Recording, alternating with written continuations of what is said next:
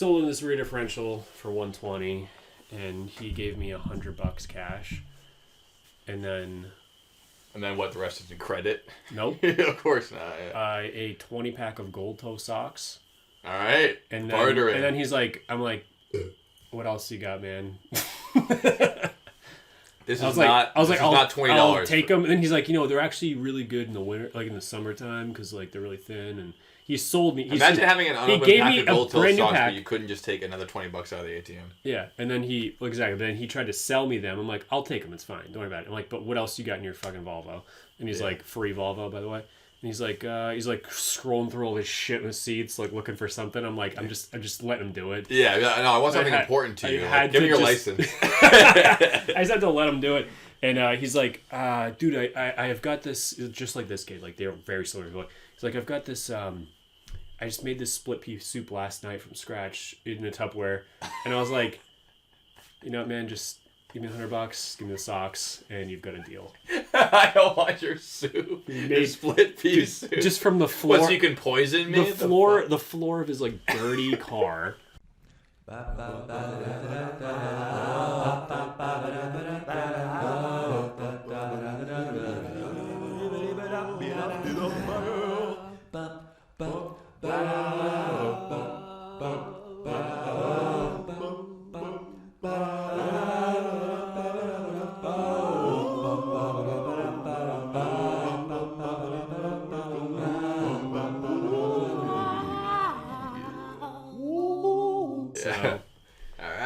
Howdy, y'all. It's the Dylan and Joe Basement Podcast. Yeehaw. We're here for episode number 50. Meow. 52. My favorite number, 52. Zweiundfünfzig. And if Sie Das sprechen ist Sie gut. Deutsch. Das ist so, gut. Das is good. So, we're here for episode 52. For those of you who don't speak German or Spanish, we'll do it in English this time. Yep. And we're happy to be back. It's a nice fucking night in the spring, whether you're in Florida, Colorado, Mississippi, Massachusetts, where the fuck you are. Yeah, we're here chilling hard with our friend, what's his name, Joe?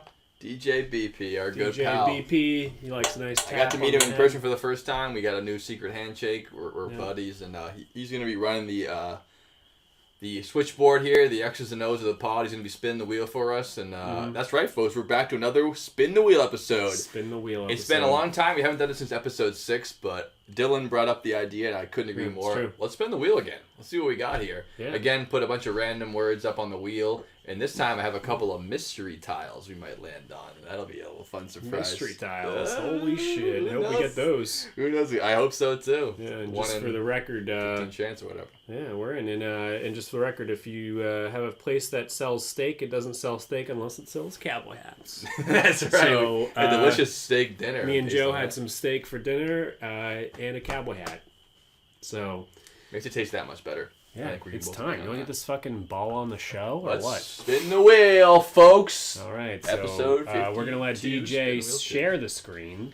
We're going to share the screen so you folks can see as well as we can. Okay, we get that going here, and then we're going to let DJ give the old spinaroo. Give it the old spinaroonie there, DJ. Right, DJ, you want to hit us up with a big old fucking rip? Here we go.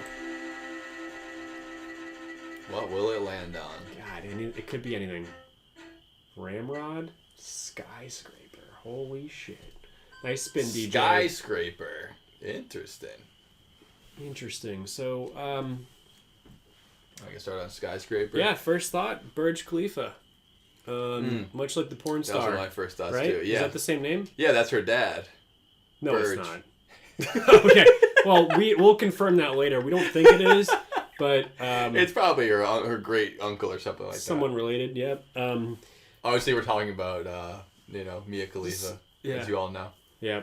That is a really tall structure in Abu Dhabi or Dubai. One of the two, right? I believe it's Dubai. It's probably in Dubai. Yeah. Which is in the United Arab Emirates. Yeah, and it's probably about... I mean, if I had to guess, I'm going... Again, we are The fun thing about Spin the Wheel, guys, if you don't know, we don't do any research at all. We don't do any research, and we don't have purposefully notes in front of us, so you get to see how dumb we are. Yeah. So even though I brought these words up on that generator thing, I didn't research it because then I'd be cheating, and then I'd have a bunch of stuff to say, and it'd be as boring as I always am. So we go off the cuff here. Yeah, but Joe is an expert on things like ramrod, so he does load it a little bit. Y'all know what I mean. So. Load it up. So, but that's the first thing I thought of too, is the Burj Khalifa, because you think skyscraper, tall buildings, tallest building in the world, that. Mm-hmm. But I was thinking the idea of skyscrapers in general, that they were like the tallest man-made structures in human history, and they didn't pop up until like 150 years ago, maybe. I mean, what's the first skyscraper? It wasn't until 1900s, I would imagine. So honestly, you didn't have the steel to. The Chrysler Building held the record in New York City for a long time, and then the Empire State Building. Well, not a long time, but the Empire State Building came in after that, I believe. Yeah. Went Chrysler for maybe a decade or 5 years, and then the Empire State Building was built. So we're talking Sears Tower. Sears Tower didn't come in until way later. After. Yeah, way after that. And then that definitely was held the record for a long time. All in the United States, which I think are all the biggest skyscrapers were until now the New World. Now which Asia has got the. Asia's the next, because that was our Industrial Revolution. We're gonna build the tallest buildings, and now Asia's going through their Industrial Revolution, which means they're kicking buildings. Our ass. Yeah. So. Yeah, so that's the thing with the skyscrapers, because, it could have started with the fact that zoning laws and land ownership Of course! It wasn't just, I want to build the tallest building, it's that I have this many square miles, I can't build out. Square feet, yeah. Square feet. I should say. You have a perfect square box. You can't build out, because there's no room around you. Legally, you can But you can keep building up, and that's always the idea, go up. Right? Yeah. That's the whole idea. Straight up. Yeah. I mean, the Burj Khalifa was definitely built as a flex to be like, wanted to have the tallest one. Yeah. That they could have probably bought out the buildings next to it instead of building it, 4 times as high. Yeah. But they're amazing things. I mean, it's basically like a man-made mountain. You just get in an elevator, and then I think elevators also are a huge part of why skyscrapers exist, because if it was just stairs, they wouldn't be building 110-floor buildings. As they say, you can't have a skyscraper without an elevator. That's what they say. That's why it rhymes. And the things that rhyme are true. And that's why it's amazing. Also, that place has the biggest, it's got to be one of the biggest deficits, or what do you call it, the wage gap between the literal richest people on Earth and slave labor they use in Dubai to build stuff. They have people come from other countries and they're indentured servants, so they technically aren't slaves because their names are on the books, but they can't get a job and they can't leave because they take their passports when they go there. So there's people who make less than $0 and people who can afford to build the tallest building in human history on the same block with each other. That's a big fucking deficit. It sure is. One of the things I think about, though, is that, when the invention of the skyscraper happened in the early 1900s, that's what it took to get to that elevation, besides hiking mountains. Yeah. Now everybody... On average, I think most Americans take 4 airplane flights a year. So we've been a lot higher than that in the meantime. Well, way. Let's say your cruising altitude's 35,000 feet. Yeah. That's 33, 32, 31,000 feet higher than the tallest building. Yeah. So it's like, once you're up there, it's like, okay, we can get up here a lot cheaper and easier. Well, not really cheaper if you want to go spend a $20 ticket to get to the top of Burj Khalifa, but building it costs a lot more than that. Oh, it sure fucking does. So now, getting up there, it's cool. So what do you get to do? You get to have dinner and some drinks and then be terrified? I mean, that's kind of where I'm at. Yeah, I guess you just take pictures. I weirdly enough feel safer on an airplane than I do sitting at the top of the hub in Boston on top of the Prudential Center. Like, well, that shit's fucking kind of scary. So if the tower falls down, you can't do a controlled glide and landing. No. It's just falling. Yeah. The aerodynamics on a collapsing building is shockingly low. Pretty bad. Yeah. So that's, as far as I know, leaves one question. If you were in Dubai and someone gave you a free ticket to go to the pinpoint, the pinpoint is that's the thing. They added another 100 feet even more of a record. A piece of metal. A spire, I think they call it. Yeah, a spire, as Joe calls them. Yeah. But if there's a restaurant on top of there, would you have dinner there? Would you take all the elevators just to go have a fucking... Well, I went, and not on a regular night, but if I wanted to make a thing of it, and they say you can eat on the 50th floor or the top floor, I would go to I would do that. Yeah. Sure, yeah. I mean, what a view, I'd have to be kind of drunk. I don't like... I'm not that scared of being that high up in a building. It is scary when you're there. I think that adds to the excitement of it, but it's not going to deter me from having a dinner up there for sure. I think that'd be cool. Yeah, I don't know. I like a good view. I like a good high up view. I like a good view, but for some reason it just gives me the weebie-jeebies a little bit. I have nightmares about heights a lot, and I don't know where that comes from because like I don't mind being on an airplane at 30. Oh, it means feet. You were dropped as a baby. That's Sigmund Freud. Yeah. Is it really? No. Oh, like maybe. I mean, I don't know. Some people just have it. But yeah, for some reason the heights thing kind of has always freaked me out. Like I don't like being on top of buildings or being near edges. No. Like, no. Interesting. Nope. Yeah. So yeah, so when I do it, I'd probably go. You know what? I can pass on this. I don't need to be up there. I'm good. Really, I'm happy enough where I am. No, I am too. I mean, the bigger question is, would I like to fly to Dubai to go there? No. But if I'm already there. If I'm already there, you know, and we're going to have dinner, we want to have it on the top of the tallest building in the world, or do you want to go to the halal joint down the place? Yeah, no, I hear you on that. I'll go to the tower over there. Or you can go indoor skiing. That place is really like the center of opulence. And they have indoor skiing in the middle of one of the hottest places on Earth. I mean, that just really sounds awesome. I'd totally do that. It's weird. That too. It's probably the worst. It's like Wachusett Mountain times 10 as far as shit goes. But like, of course. I'm just picturing one of those, you know, those like surfboard testing sites where they have like that. I've done that. Like infinity pool. That's what I'm picturing. It's like the skiing there, where it's like an infinity. Oh my god! It's just like there's like It's like a treadmill full of snow. Yeah, full of snow. Yeah, you're just constantly falling down. Funny. At 20. I've done the surfing thing before, and obviously, if you had the money to do that all the time, you'd be a better surfer. Yeah, and you go out in the real world. Yeah. But yeah, it's just a big giant dome with a fake mountain and fake snow. That's fucking funny. That's what I'm picturing. Yeah, all kinds of crazy shit like that. But yeah, it really is just the center of like complete opulence. Just for the sake, money for the sake of money. Yep. Which, you know, America used to be the king at, and again, as you mentioned, now Asia's getting in on the game, so you can hardly blame them. Yeah. Just slightly too big for the whiskey glass there. Yeah, he's actually good for the whiskey glass, not good for a beer can. Fair but he's got the cool thing about him is that about DJ is that he's always being modified.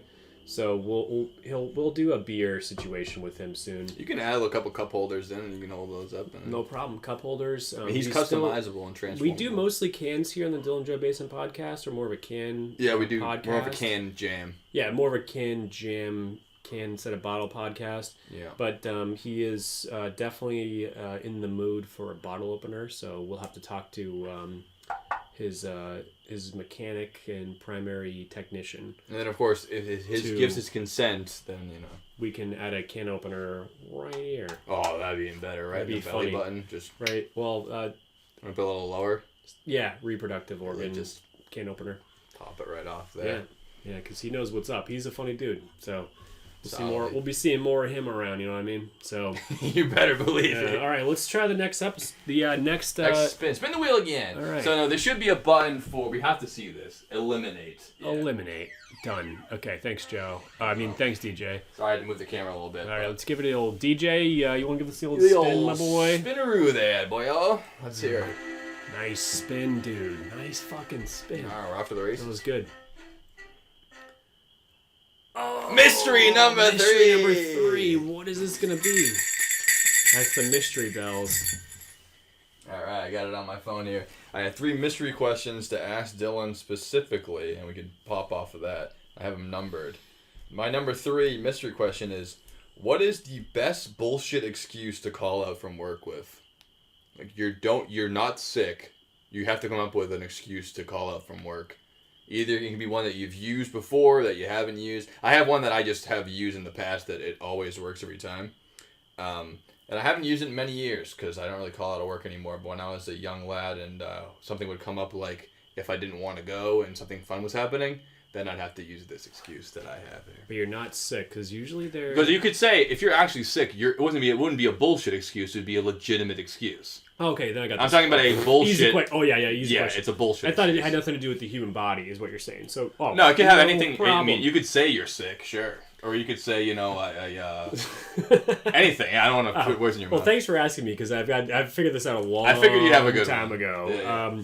Because the key, just, again, we give advice here sometimes, right? Oh, yeah, of course. Yeah, this is an advice question. This is coming directly from me.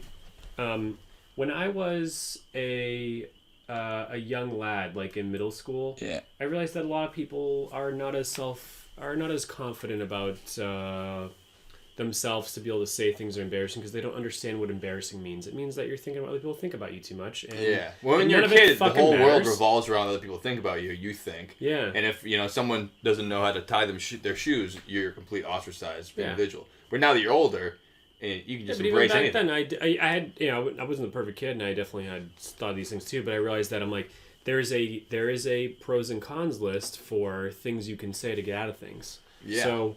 Okay, so I can tell a school nurse, something very personal and embarrassing, and that could get me out of school. I think we had similar answers on this. That could get me out of school, and the fact that they think that the general population of 8-year-olds... Gen Pop is not going to say something like this, they're going to believe me. Right. So I'm going statistics purely... If you go full throttle, they have to believe you. Yeah, you go... Hi, Mrs. Murphy. I have diarrhea. Yeah. I have been having diarrhea all day, and I just got through the last class, and I held it in, and it was so hard, but I made it, and now I'm not sure. I want to go back to class.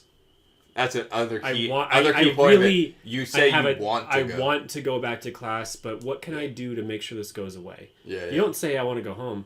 They go, well, because you know the rules. Yeah. If you say diarrhea or vomiting, they have to send you home. Yeah, it's contagious. It's bad news. All bad news. So you go. I just don't call my mom. What can you give me? What can I do to stay in class? They go, I'm sorry, Dylan. We have to send you home. Like, I guess. No. All right. I mean. All right. So you have my mom's number. So they'll call my mom.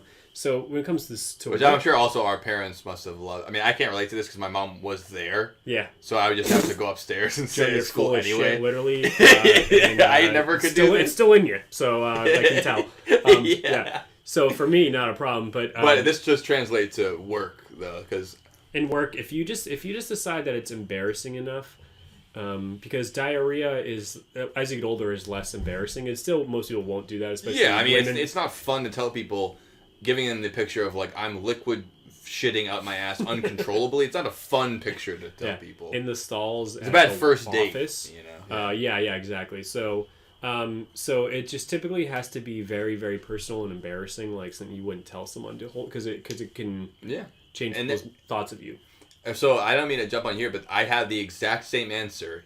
That's my number one bullshit excuse is I have diarrhea. Number one, they know you're sick because, like I said, you're indulging in embarrassing information. People won't say Number that. two, which is a caveat that I like about it, is that they are less likely to ask you intense questions about it. If you say, "Oh, I have a sore throat," they'll ask you like, "Oh, do you feel? Can you make it in?" If you say, "I have diarrhea," they don't want to say, "How often you've been shitting today?" They won't ask you because they're regular people. What does it look like? Do you see a lot of like fat in there? Yeah, like they could ask that there, but they won't ask. How often? How many times an hour? As soon as you say, "I have diarrhea," then they're way less likely to ask you any more questions, and they'll be like, all right, you're off the hook, you're done. Yeah. That's my favorite one. I should have known you had the same one as me, but that's my favorite one. Yeah. There is one time where it did backfire, though, which I love this, because I gave Jessie, my ex-girlfriend, I used to work at the same hospital as her in the kitchen.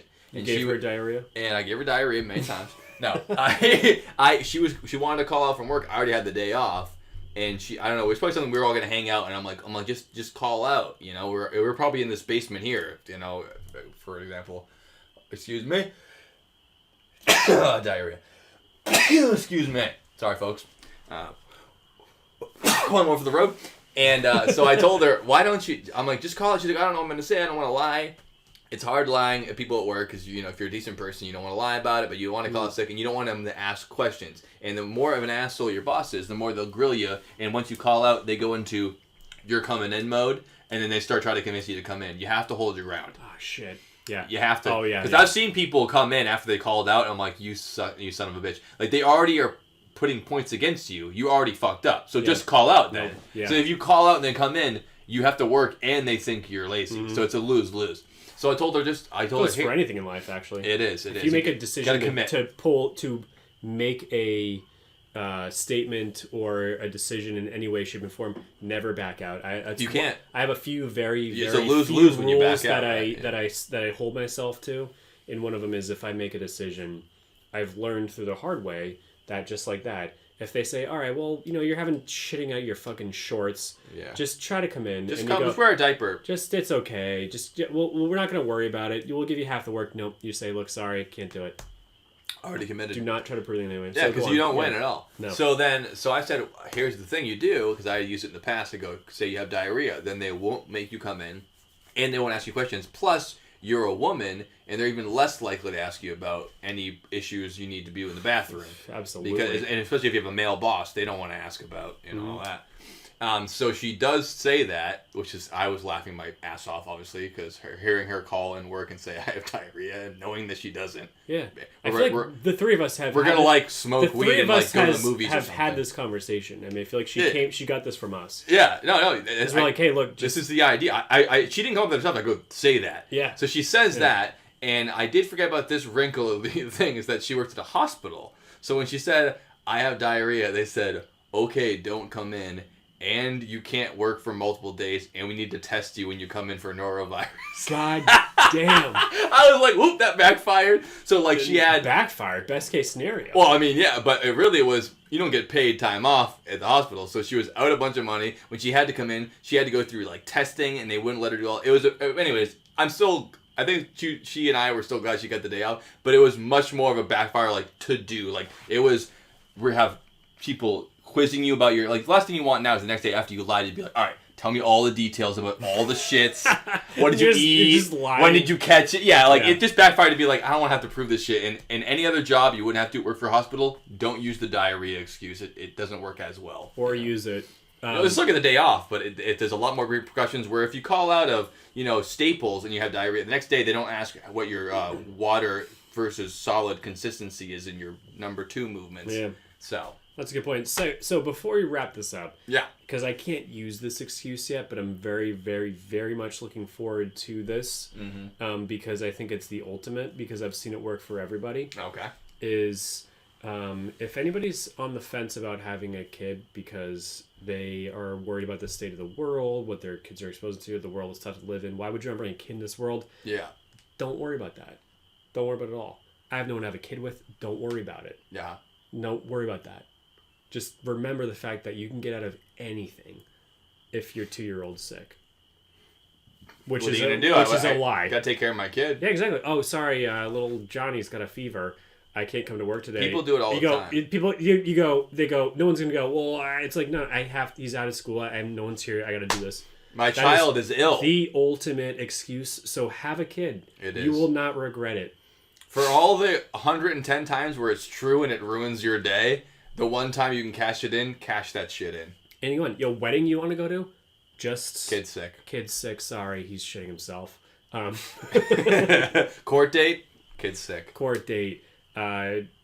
Anything. Literally name something right now. You schedule a colonoscopy, can't go, my kid's sick. Exactly. Blow the colonoscopy off. Kid's sick. Blow it out your ass. It's not necessary. I mean, get your colonoscopies, people. I know a lot of people who have had that in their 50s.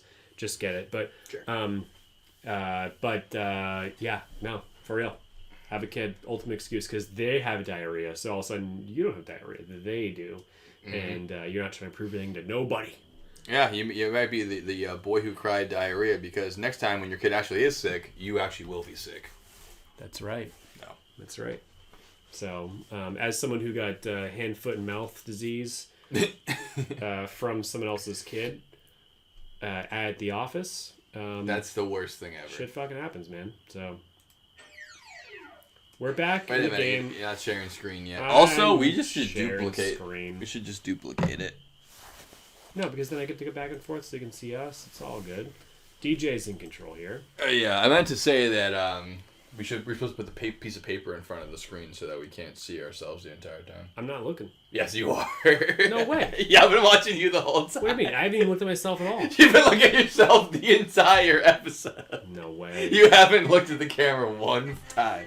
Not a chance. I've been doing it too, but I'm wearing sunglasses, so it's harder to notice. Not a chance. Well, it's fine. Just make sure you stare at the middle screen here. DJ, what are you doing? DJ, spin it. Daddy and Daddy are just joking around. Yeah, we're you two dads. Spin the fucking thing. We're doing our usual thing. Right. Whoa, nice spin, dude. That was a wind up. Oh, not calculator. Calculator. This one doesn't have to be long again. I don't pick these. I pick them. I pick them randomly. Off. Remember the calculator that we had in 7th grade that you would press the button and it would flip the back up and then tilt at an angle, and then you could wind it up and it would get stronger and faster. Yeah, that was a fucking calculator of the time, man. I totally forgot about that. God, I miss those calculators. That was fun. I mean, calculators are cool. Like, they're basically the earliest version of being able to use a computer. They were solar powered in our days, so like, what else was solar powered constantly? Dude, that's nothing. The wildest thing I've ever heard in my life. It had no batteries. It just had like a solar battery that was constantly being charged by not the sun, by like a fluorescent light in your office. That was enough to run a calculator. And the calculators from like 1985 still work. I have one at my furniture job. It's from like 1973, and it works just fine. Just bigger buttons. Clickety clack. Black. Yeah, you type in, you write boobies, you flip it upside down. Mm-hmm. It's the best. S1 3 80085. Also, yeah, exactly. Also, Texas Instruments, S1 5, but yeah.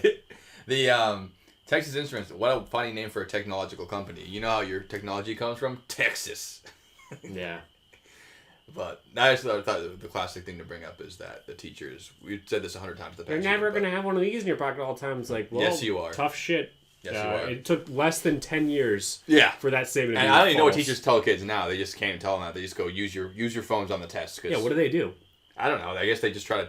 I don't know what they do. Oh, hey, you have to make your parents buy you this $140 calculator when you get to high school? Yeah, scientific calculators are the biggest rip-off. I've been keeping that company alive. And you ever see the new ones? I hope they look exactly the same as they did in 1992. They've been releasing the same product. They have a cornered market on that shit. Yeah, I hope they scientific I hope they calculators all fucking drown. I bet they have a program for your iPhone that costs $20 that's the same as a scientific calculator. Of course they do, dude. Probably free. Probably free with ads. Dude, right now, you can get a scientific calculator, no problem. Like, no problem at all. Yeah. Like, for free. I remember keeping mine forever. We had them in high school. It was $100 for a fucking calculator. $100. And fucking Mitchell Geist stole mine, and I couldn't prove it, so I had to act like I had one the whole year. That piece of shit. Wow. Yeah. So, calculators, I also took a model car kit for a Chevy Impala. I remember I made mine. I gave it like axles and wheels and a glued on a windshield. Made it real cool. That's really cool. It was very cool.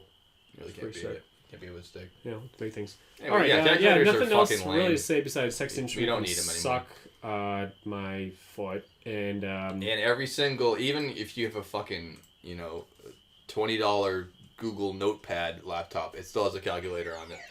Yeah, no, exactly. They're ubiquitous. DJ, you want to spin this fucking thing? Oh, you got to share the. Oh, I didn't hit share. I hit or DJ didn't hit share. DJ, you gotta hit share. All right, yeah, DJ, give us something fucking good this time. All right, I got that one. What do we got?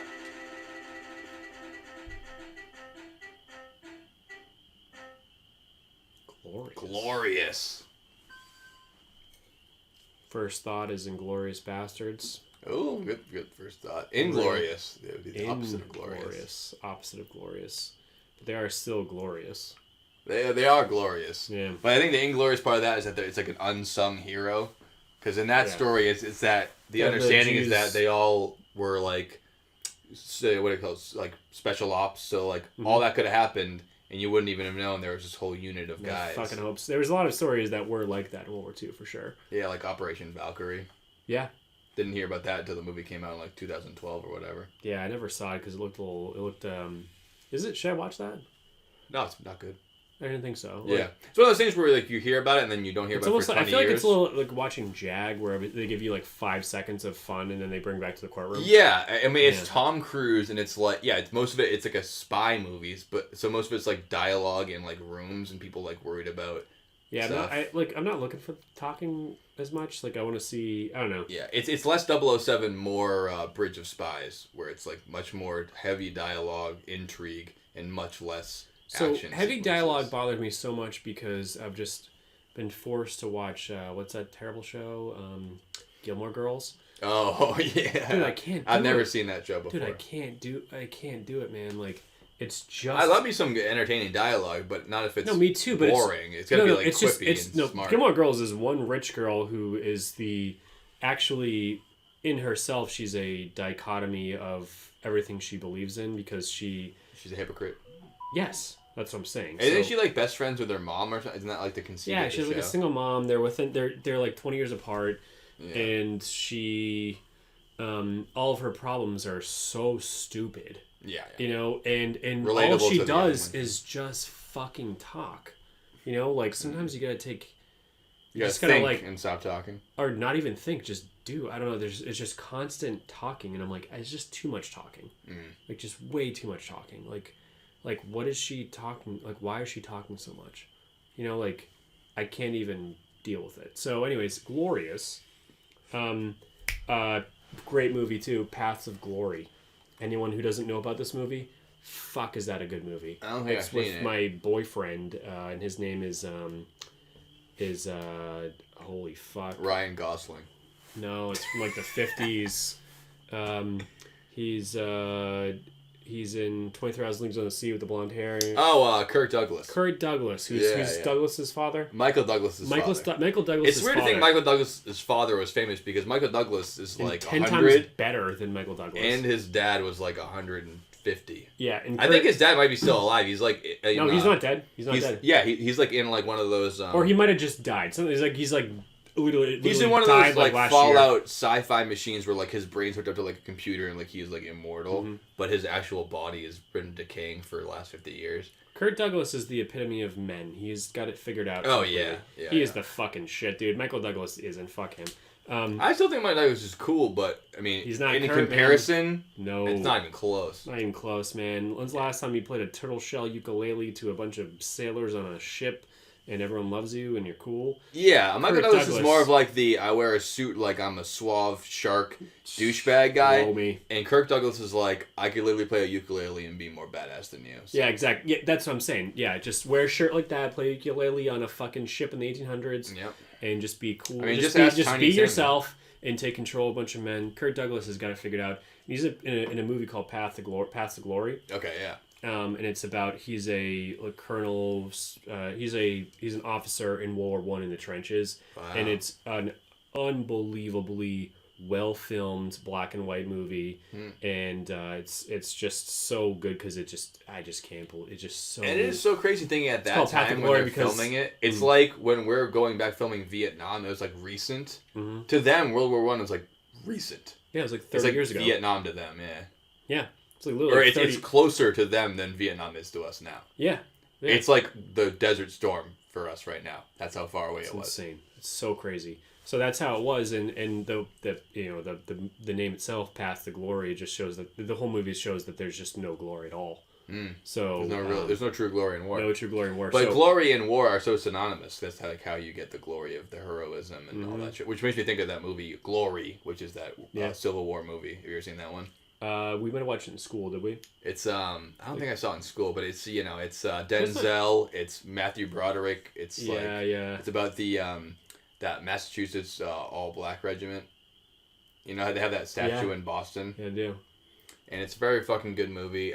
There's a million other actors that are in it that are good as hell. But yeah, I mean that is really synonymous with all three things we said are war movies. That it's all about glory, but the true fact about war is that there is no glory. It's people killing people for rich people who want the stuff that's in their country. Yeah, and it's dirty and it's messy. So, that's glory. That's glory. Yeah, glory is glorious. Glorious.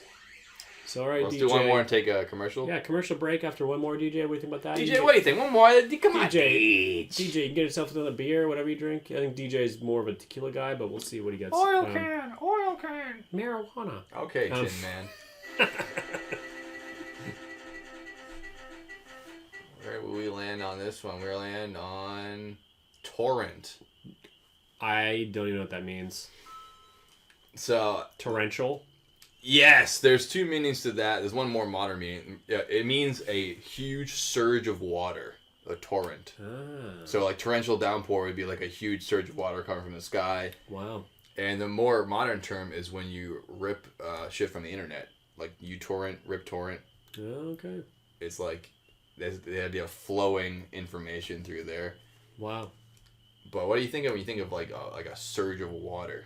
I think of some of those videos that it shows. It's like I had Taco Bell last night, and it's a it's a 3 to 4 foot diameter drain pipe that's clogged. And it just shows like all this like shit. You can find this when you're editing. Like, when it comes up with the cylinders of sand like 10 feet long. Yeah, exactly. Just like fly out of and all of a sudden they're like, and just, like, it is so satisfying to watch that. So funny. I gotta find the video for the pod. And then besides that, a lot of you just think of as far as surges of waters go. No one would give a single fuck about surges of water or torrents if it weren't for developed civilization. Just because. How do you mean? Because before that, it was no one's worried about like monsoons and hurricanes, tsunamis if they're not damaging property. Yeah. So you're not seeing these things. So it's specific to humans, I feel like. But you also think back to the Bible when all the waters are flowing through the mountains and the floods and these things. Noah's Ark. So that's what I think of when I think of torrents. Besides, cars I've owned that have cracked coolant reservoirs. A torrent of coolant comes out of the bottom. Torrent. That interesting thing too, which is that realizing the true like magnitude of water and like watching videos and like learning about like tsunamis and shit, but like how small the wave has to be and how destructive and deep it goes in. Like if you have a 10-foot wave, it goes in like 1.5 miles. If you have a 20-foot wave, it goes in like 150 miles and destroys everything in its path. Like the water is so destructive. You have the force of the ocean coming at you. It's a matter of degrees. It's like earthquakes where, it's a 5-foot wave coming in at that much force. It'll like destroy every house in the whole town. But if you add like 5 feet onto it, it'll go to like fucking Connecticut. It's insane. Let me tell you a perspective coming from a surfer. Yeah. I've surfed really generally for 6 months. Like I started surfing last August. But you started surfing when you were a kid. Yeah, I did, but I didn't take it as I didn't. You didn't respect the waves, bro. I respected the waves. I went out in hurricanes. I did things, but I wouldn't call myself as good as I am now. Yeah. Because I wanted to do tricks and do cool shit. Sure. So now I have a 10-foot long surfboard. One of them's a piece of shit. The other one's a piece of shit. And work in progress. Yeah. Well. Yeah. Who knows? And all I want to do is just get out there to catch a wave. I'm so excited for that. So I don't need to. Brother. Before then, I didn't go out unless it was a hurricane. So now I'm just so excited to get a good wave. And they categorize, because I follow a couple different surf shops off the coast. No, just surf shops off the coast. And this is what they say about waves. Just to put in perspective, please. 99% of the waves on the East Coast that people are surfing, they categorize like this. They say, all right, well, it's a lake out there, so you can't surf. Okay, cool. It is, and then it moves very quickly to like knee to waist. So what that means is that the wave break is when the standing water is your knees, and then when the top of the wave crests, it's at your waist. So it's a pretty small wave. Sure. Yeah. You probably body surf a little bit off it. Absolutely, but when you're out there, you realize like that's a 2 feet, 1 foot, 2 foot wave. Yeah. That starts at your knees. So like not a good wave to surf. Sure. And that's just how that goes. But some good waves are like waist to chest. That's a good wave to catch. Sure. You think you should be deeper than that, but you still, when you're at waist height, you're still sitting on the board. You can't always touch the ground, but like that's a good level of wave. Sure. And that's what people are surfing these days. So all of a sudden you get waves that are like 5 feet. That means waist to 5 feet above your waist. Yeah. That's so it's over your head easily. Dude, that's insanely above your head. If I was out there and I was sitting on my board just waiting for a wave, and there was one that started waist high from measurement, and went 5 feet above my head, I'd be like, oh shit, this is gonna fucking hurt. Like it's gonna knock me on the ground, hit my head on the fucking sand. Like it's gonna fucking ruin you. It's gonna take you down. And that wave, that's not normal. Normal would be like, a bad wave would be like, waist to head, like waist to neck. Sure. That's getting big, whatever it is, get waist to 5 feet, like you're gonna start getting into sand dunes. You start getting, knocked around stuff. So that's how water's wild. So then you exponentially graduate that to 10 feet, 20 feet, and then it's just and the biggest I think the biggest recorded wave ever it was somewhere in Asia. I forget exactly what it was, but it was the result of a tectonic plate shift or whatever. Yeah, you have to have like. And it was like crazy. Event. It was. Don't quote me this, but I don't know. Was it? I won't, but YouTube will quote you forever. It might have been like it's not as big as you'd think. Like was it 50 feet or 500? It's a big difference. I mean, 500 seems impossible to me, but I've heard of 100-foot waves. So okay, then it might have been like let's meet halfway, 300 feet. Wow. Like there's some waves. You look at the pictures of these things, and it's like yeah, because you see like a surfer, it looks like an ant, and things like cresting like 100 feet above them. It's like those are you're surfable. Dead. I feel like I don't know how anyone like ever the biggest survived waves that. ever are not surfable. Like you'll die. You will die. You have There's to. no way you can't die. Yeah, it doesn't make any sense that you'd even be. Even the most expert surfer, you're still letting the entire planet crash on your head, and I don't care how good. Well, and you're underground spinning. Like I've had waves when I was in the Caribbean. I was in Trinidad, and I was not in like a tourist destination, but I was just there, not surfing. I was there for a wedding, but I went in the water, and the wave hit so hard that I was underground just spinning. That's because terrifying. the water is so much. You can't fight against it. That you can't fight against it. So imagine a wave that's 300 feet tall. Like try fighting against that. You would just be underwater spinning in some sort of like vortex that like there's millions of pounds of water. Yeah, forcing itself against you. It doesn't matter how strong you are. You're not fucking doing shit. Dude, cars flip around in that kind of thing. So what do you have? You could flip a whole bunch of cars or trucks or whatever. No, whatever's in there. Yeah, you see places that flood. They pick up whole buildings and just take them for a ride. Yeah, you know, water's crazy. So that's torrent. It's fucking nuts. So we can take our first commercial break. Yeah. All right, folks. We'll be back to the game show as the first commercial goes.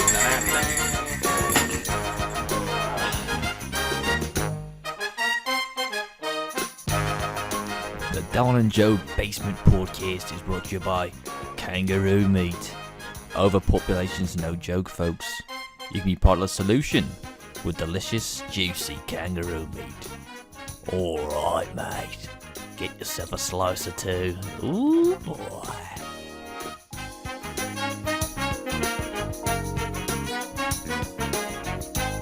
All right, welcome back to the Dylan Joe Basement Podcast. That was the first round of Spin the Wheel. And I think we're making pretty good time. We might be able to get through all of the topics tonight if we just keep it a good clip. And if not, that's all right. But I hope we get to the other mysteries, too. As I always say, goddamn, Darlene.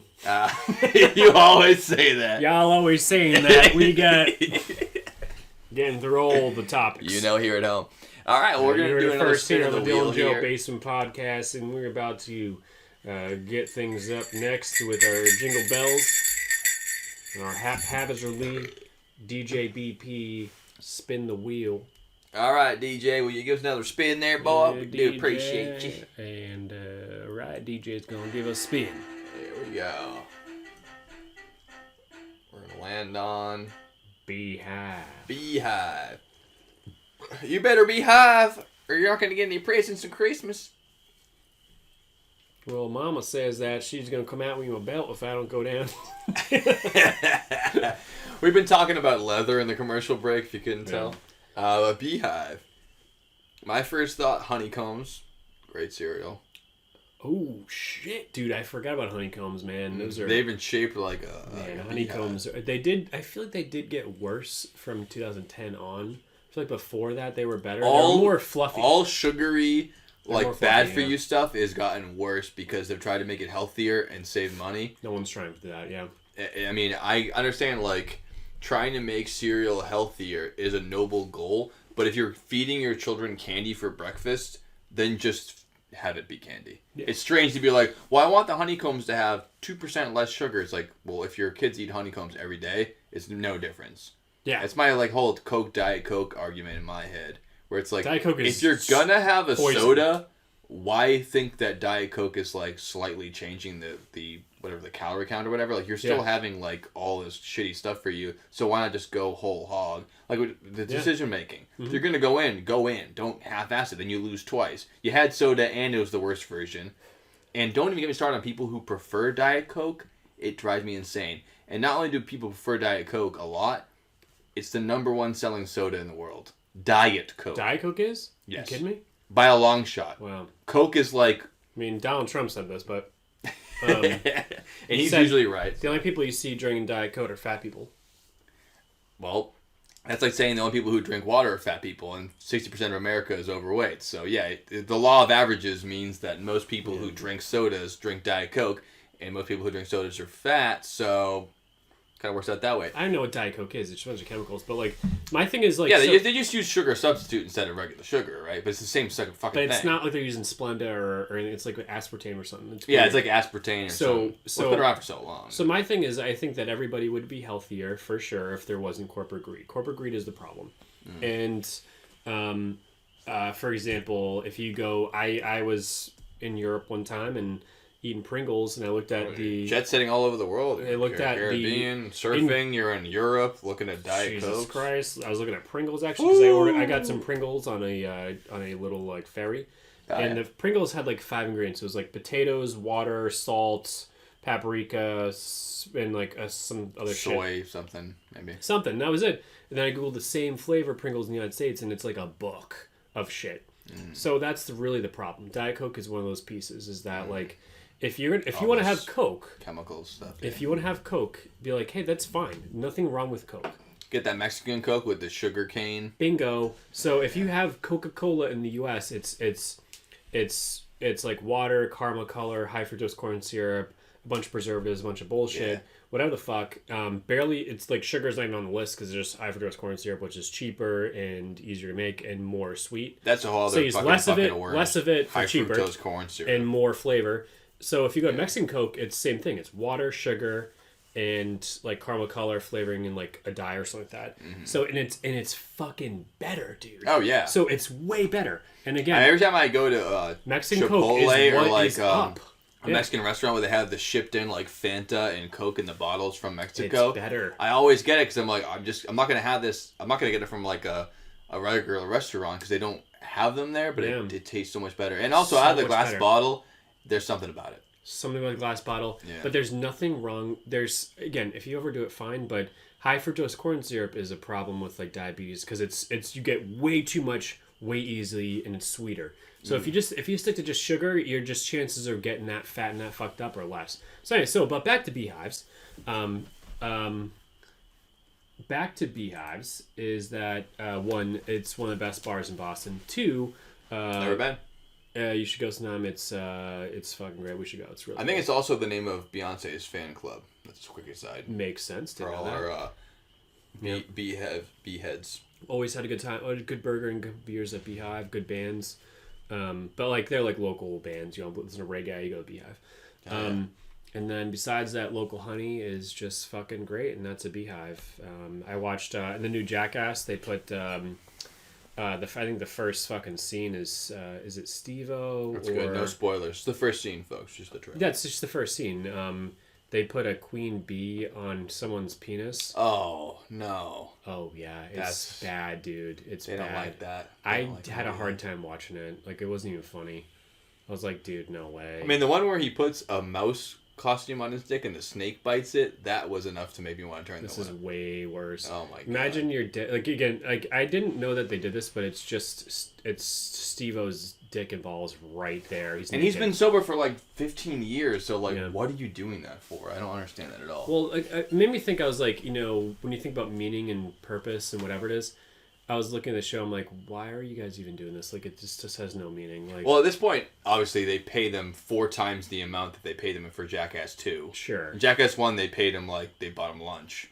There's not a lot you could pay me to have put a queen bee on my ball sack. No, it'd have to be out of control money. I'm not even sure out of control money could do that, and then all the other bees start flocking to his penis. So I wouldn't be fun. All of a sudden, he has a 2-foot long trail of bees down his dick that are constantly stinging him in his ball sack. Yeah. And it's not funny. I feel like that would ruin your organs.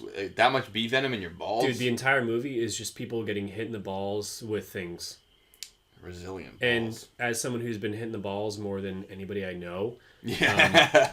What a moniker to have. I'm feeling it. I have a urologist. I have ball pain. So I'm looking at this going like, holy shit. So like in the movie, he has a 4-foot long bee, or probably 2-foot long, like just bee phallus made of bees who are trying to make a new nest on his dick and balls. And it's like, dude, that's like life threatening, honestly. Yeah, I mean, I know that if one bee stings you, you're not gonna die. But if 100 bees sting your balls, that can't be good. Like, that just no, it's doesn't not work. good. It's not good at all. It's No. terrifying. It's fucked up. No, that's so. fucked. Yeah, but overall, the concept of beehive is pretty awesome. Yeah, and also, like, obviously bees are now in the past couple of years, thanks to all the documentaries and shit, we understand, like, how important bees are to pollinating and keeping the earth sound, and they're all dying, which sucks. Yep. And obviously, when we're talking about honeybees, those aren't the enemy. It's all the other stinging, wasps and yellow jackets. Those are your enemies. Honeybees, for the most part, they won't. And in fact, you can see people doing removal videos, and I've seen the crazy ones for, like, the paper wasps and shit where it's like really hardcore. Yeah, and the guy is hardcore. like, this one guy's like, I don't use no chemicals. You don't have to use chemicals to do it. Nope. But he uses a fucking vacuum and he goes nuts on the things. But there's this one woman who she does honeybees, like, specifically, and she just puts her hand in and just takes the queen out and she goes, oh, here's the queen. She like dumps them in. Yeah, and she even holds the queen in her hand and she's not even scared. She goes, I'm gonna put the queen over here now. Oh, the bees are going in my hand. They think the queen's still here. I just brushed them off. And she like takes the honeycomb, she takes a bite out of it, and the bees are all over her hand. And she's like, oh, I'm not mad. It's like, how do you not? I'd be like freaking out and they'd be all over my ass, but she just knows how to like calmly deal with it. Have you seen the Burt's Bees documentary? I don't think so. So Bert.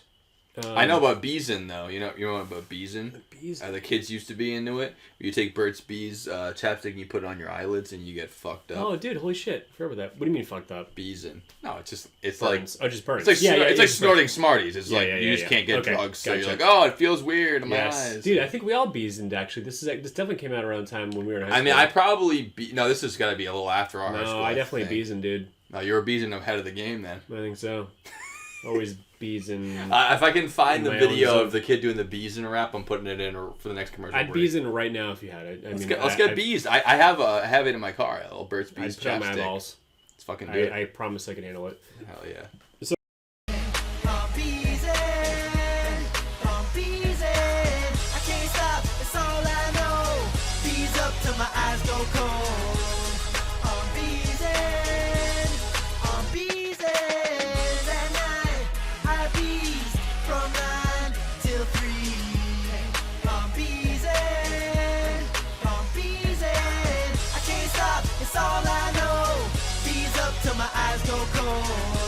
Anyways, no, but long story short, he was a photographer in New York Bert. City. Bert. Yeah. Bert was a photographer in New York City. And he decided to move to fucking like Vermont life. He moved to Vermont and then opened he had beehives and opened a honey stand on the side of the road. Classic. Met some chick who's a bitch, like Carol Baskin. And then he... Real queen bee. Yeah, real like her, though. And then realized that he had a good thing going for it and she's going to just blow it up. But the reason he didn't just move from New York City to there, he moved to like essentially a monastery for people who have bees.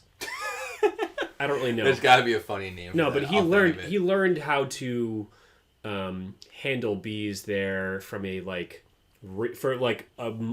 6 months to a year of training of being like Zen person who can just like touch bees and kiss them and stuff. Like he learned that.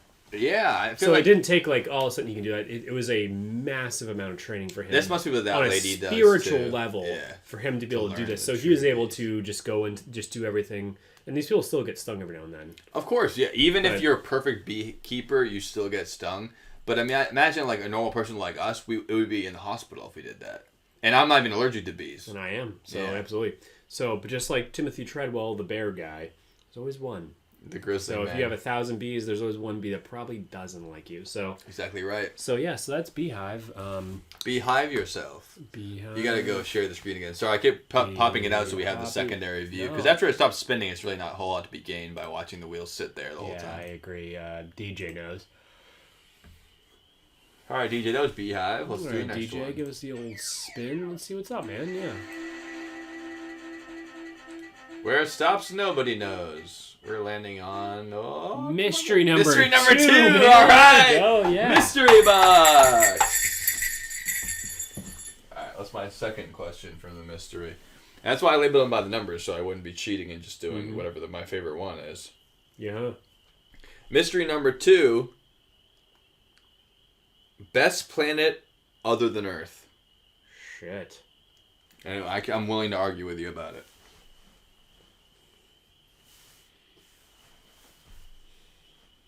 Take a second to think about it. Obviously, in the past, you can ruminate in the meantime. There was more planets. I mean, when we were kids, there's 9 planets, and now there's 90 planets. 90 planets, yeah. It's not a bowl. But yeah, Pluto is now a spheroid. Doesn't count. So you're taking Pluto off the list. So you got Neptune, Uranus. I know that scientists call it Uranus now, but they're both funny. I like Uranus better. Yep. We got Saturn, Jupiter, Mars, not Earth, Venus, Mercury. I don't know. I think I didn't miss any there. I think that's all of them. Yeah. Anything outside of this solar system? It's got to be in our solar system. I should have that. Really? Okay. So that's why I said not Earth, because even though yeah. other planets might be more interesting than Earth by being planets, I would pick Earth 100 times. Earth's the best, but not Earth. So we can pick another one. Besides that, all right. So I'm gonna throw it out there, and it's gonna be hard to fight this one, just because. Well, there's 2 categories here. Mm-hmm. Most things that we decide on this podcast, well, not always, but like in people, it's best for humans. So Mars falls in the number 1 category just because Mars is definitely the front runner, right? The front runner just because Earth it's too. Closest in gravity, closest in temperature, although it's fucking freezing. And there's an argument to be made that its atmosphere might have been similar to Earth in the far past. Probably was, if you all know what I mean. Mm-hmm. They've now found signs of water on the planet. Oh, years ago. So that's that's a big one. Sure. Thank you, man. So that's another big. If you're going for another Earth, to defend yourself, that's your answer. So I'm gonna start with Mars. I'll let you explain what yours is. So I'll give you my reasons after. But... Sure. I was my immediate thought was Mars also. That's that's the fucking front runner for other planet other than Earth. That's cool. It has the most fascination behind it. It's the red planet. It's our our closest neighbor. It's not as close to size as us. I used to think it was almost the same size, but actually Venus is almost the same size as Earth, but Mars is just closer by proximity, but it's smaller than Earth. It's definitely smaller, yeah. Yeah.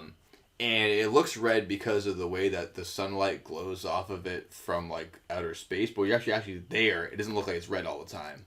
It has nothing to do with that. Just like how Earth doesn't look blue when you're standing on it. I thought it was red because of the iron oxide. I think it's... Oh, is it iron oxide? Iron oxide, which is... rust. Yeah. Yeah. So, as a amateur welder, I know exactly what rust tastes like. Mm-hmm. And tastes like home.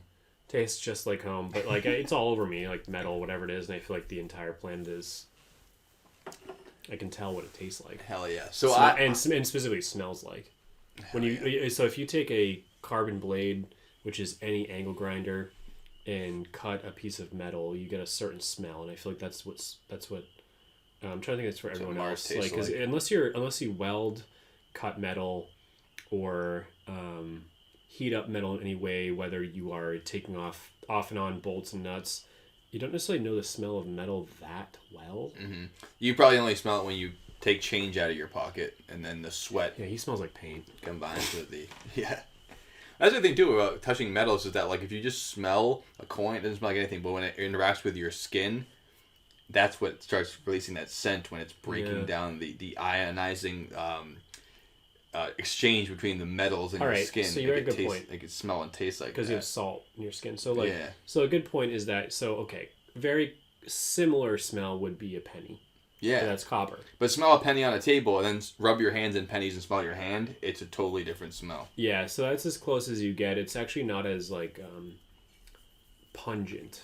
Rust doesn't smell as pungent, but I just find that probably most of our listeners aren't us or aren't me specifically, who's a trash boy like Wally. A trash boy. No, I think of myself. I think really similarly. Eva. I think of myself more as Wally than anything, and I just I know that, but not everyone's like that because they want to keep clean. Alright, so everybody defense is my initial thought was Mars, then I thought maybe Venus because it's it's very similar to us. It's closer to the sun, but it's not super hot like you'd think it would be because its atmosphere is full of insane shit. It has methane rain, and because it's the pressure of it is so insane. It's the most toxic place on Earth. Even the actual Mars? Venus. That's what I thought. Yeah. Okay. Even the air pressure is insane. Where like they have a hard time landing spacecraft there because the pressure of the air is crushing. It's like being underwater. Because the entire atmosphere is not made out of nitrogen. It's made out of like fucking methane and all kinds of crazy ass shit, carbon atoms and sulfates and shit. Man, how weird is this? It's a weird conversation. Yeah. Because it's like, this is the real. Yeah, go on. Yeah, but I'm going to go with Jupiter. Not just because it's the biggest one. That's an easy pick. It's a gas giant, which means that the actual solid core of Jupiter is not that much bigger than Venus or Earth. But because all that gas is packed around it, it looks fucking enormous. And all that gas does add to the mass, which means it has a shit ton of moons, which is also cool. We got the one moon, it's our baby. But Jupiter having all those moons, every moon is different. It's like having a bunch of extra mini planets around you that are all different. Like some of them are totally frozen, some of them are all rock with nothing else. Some of them kind of look like our moon, and some of them look nothing like our moon. But not. Those are all answers that are kind of cool. Why it's cool. If you ever see a picture, I'll bring it up right now, of Jupiter compared to Earth size differential, it's crazy. Unreal. It's not like, it's a monster truck against a Volkswagen. It's like a skyscraper against your shoe. No, it's like the Earth versus Volkswagen. Yeah, that's a great. It's really a better example of what it is. Like that's a much better example. That's the universe in a nutshell. Is that like it's not close. Like it's like the biggest thing you think of, like, which would be a skyscraper. Yeah. Versus it's like car. the Earth. It's like the Earth versus a Volkswagen. That's how the big and then don't even talk about the sun. Absolutely, because Jupiter looks like a penny. Yeah, and the sun isn't fucking. Literally isn't dick compared to other stars. Yeah, well, it's insane. But my main argument isn't just all that shit. It's that Jupiter is the planet that makes our solar system what it is. There's plenty of solar systems with 0 planets and a sun, or 1 or 2 planets and a sun. But not only does it comprise our solar system of what it is, it makes Earth what it is. Jupiter is a giant gravitational bodyguard for our entire solar system. The asteroid belt is between Jupiter and Mars because of the fact that Jupiter has this gravitational pull that doesn't let all these asteroids coalesce into a planet. It's constantly pulling on them and keeping them from collapsing in on themselves. It also protects us from all kinds of outward comets and asteroids coming in. Because its gravity is so strong, it's a bodyguard of all of us and forms the entire solar system itself. It's part of why Saturn's the size it is. It's part of why Mercury can even exist, and part of why our moon happens. Jupiter is the most important planet in our solar system. If it wasn't for life on Earth, Jupiter would be the front runner. I don't care how big it is. It's because of what it does. Jupiter is my answer. Jupiter. Now defend Mars.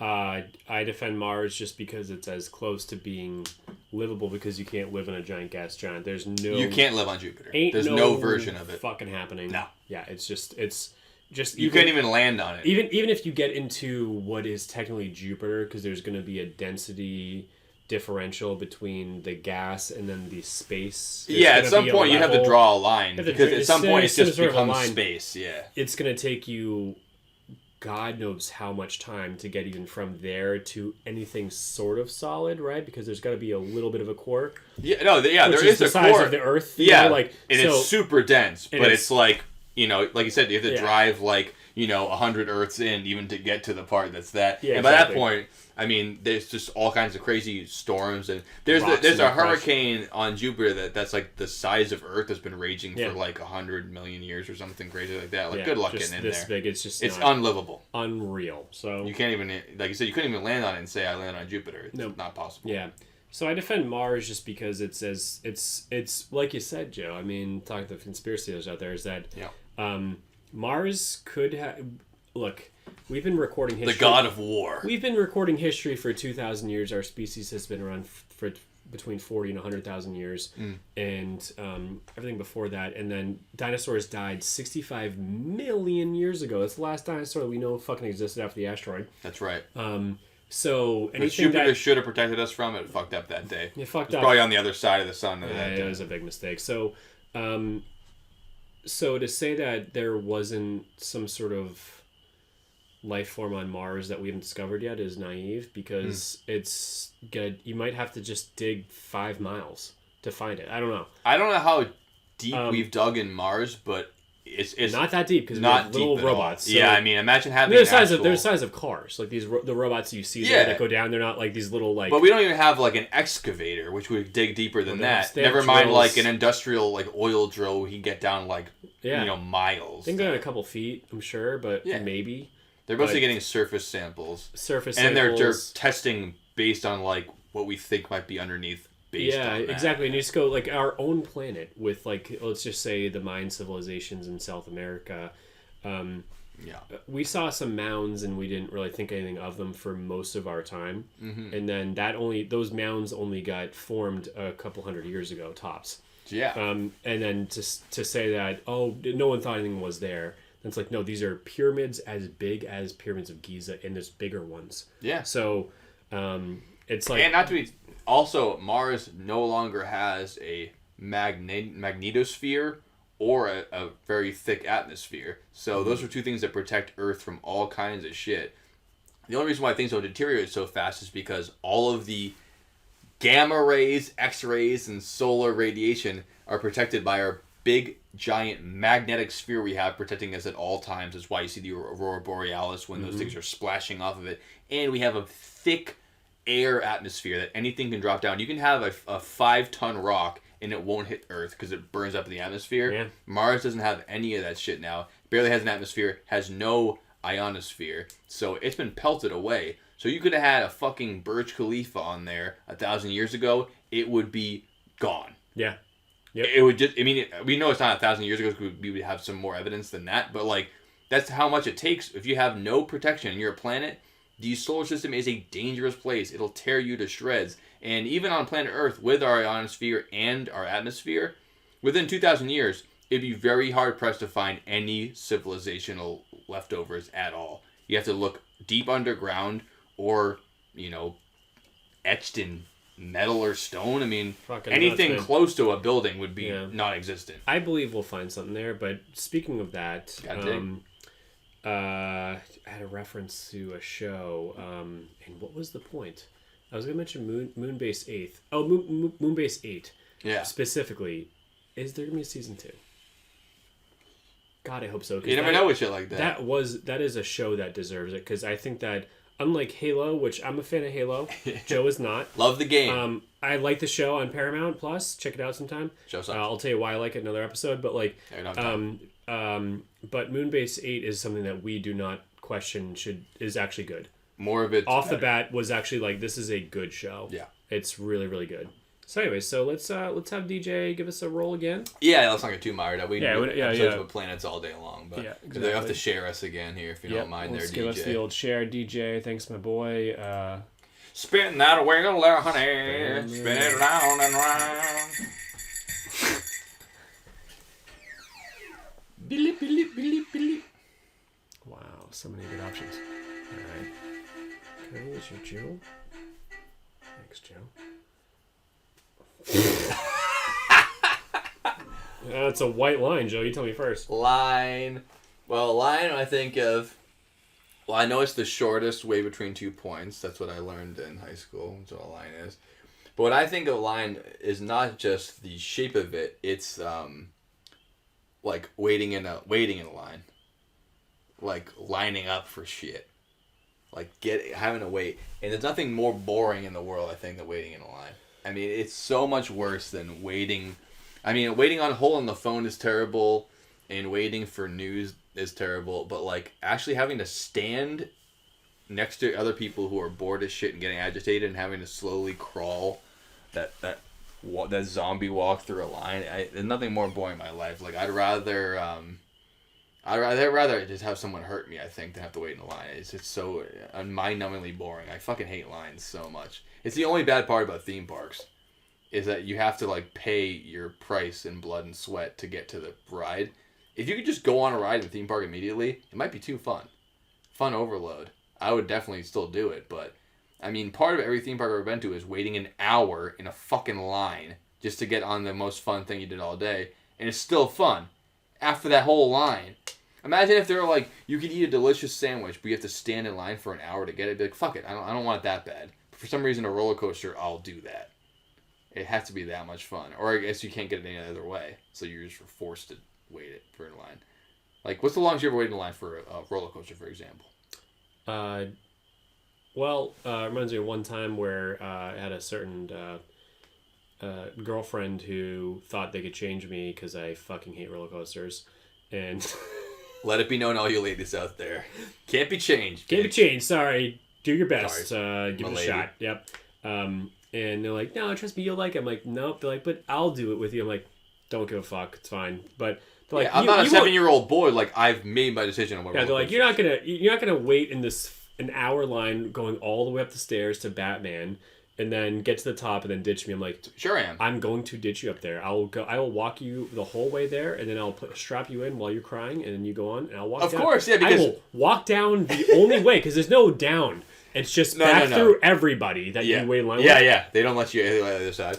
But so yeah, I not only would you want my ex-girlfriend in at the time, and said, while she was bawling her eyes out, I said, I told you this, and the second you told me, I said, I'm going to do exactly what I just did. You thought I was lying. And you thought that I would just... You thought you could bully me. You thought I would cave, and I told you, and I watched a crying girl go on Batman, bawling her eyes out, as I walked...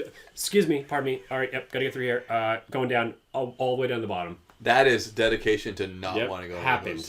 Did that. So yeah, I mean, I can't even imagine that much of a wait, and then you also, it's an equal amount of suffering on the ride. Then why would you double down for that? I can totally understand why you would. Fucking hate roller coasters, man. You already got all the way through the line. Then why would you want to actually also have a shit time on top of that? Fuck that. Yeah, I'm all set. All good. Don't need to go on those things. That is the longest I ever waited in a line, though. It's funny. It's the same ride. Batman at Six Flags. Waited 2 hours. Broke down. Left. Never got to go on it. Yeah, that's why 2 hour wait. Yeah, I'm all set.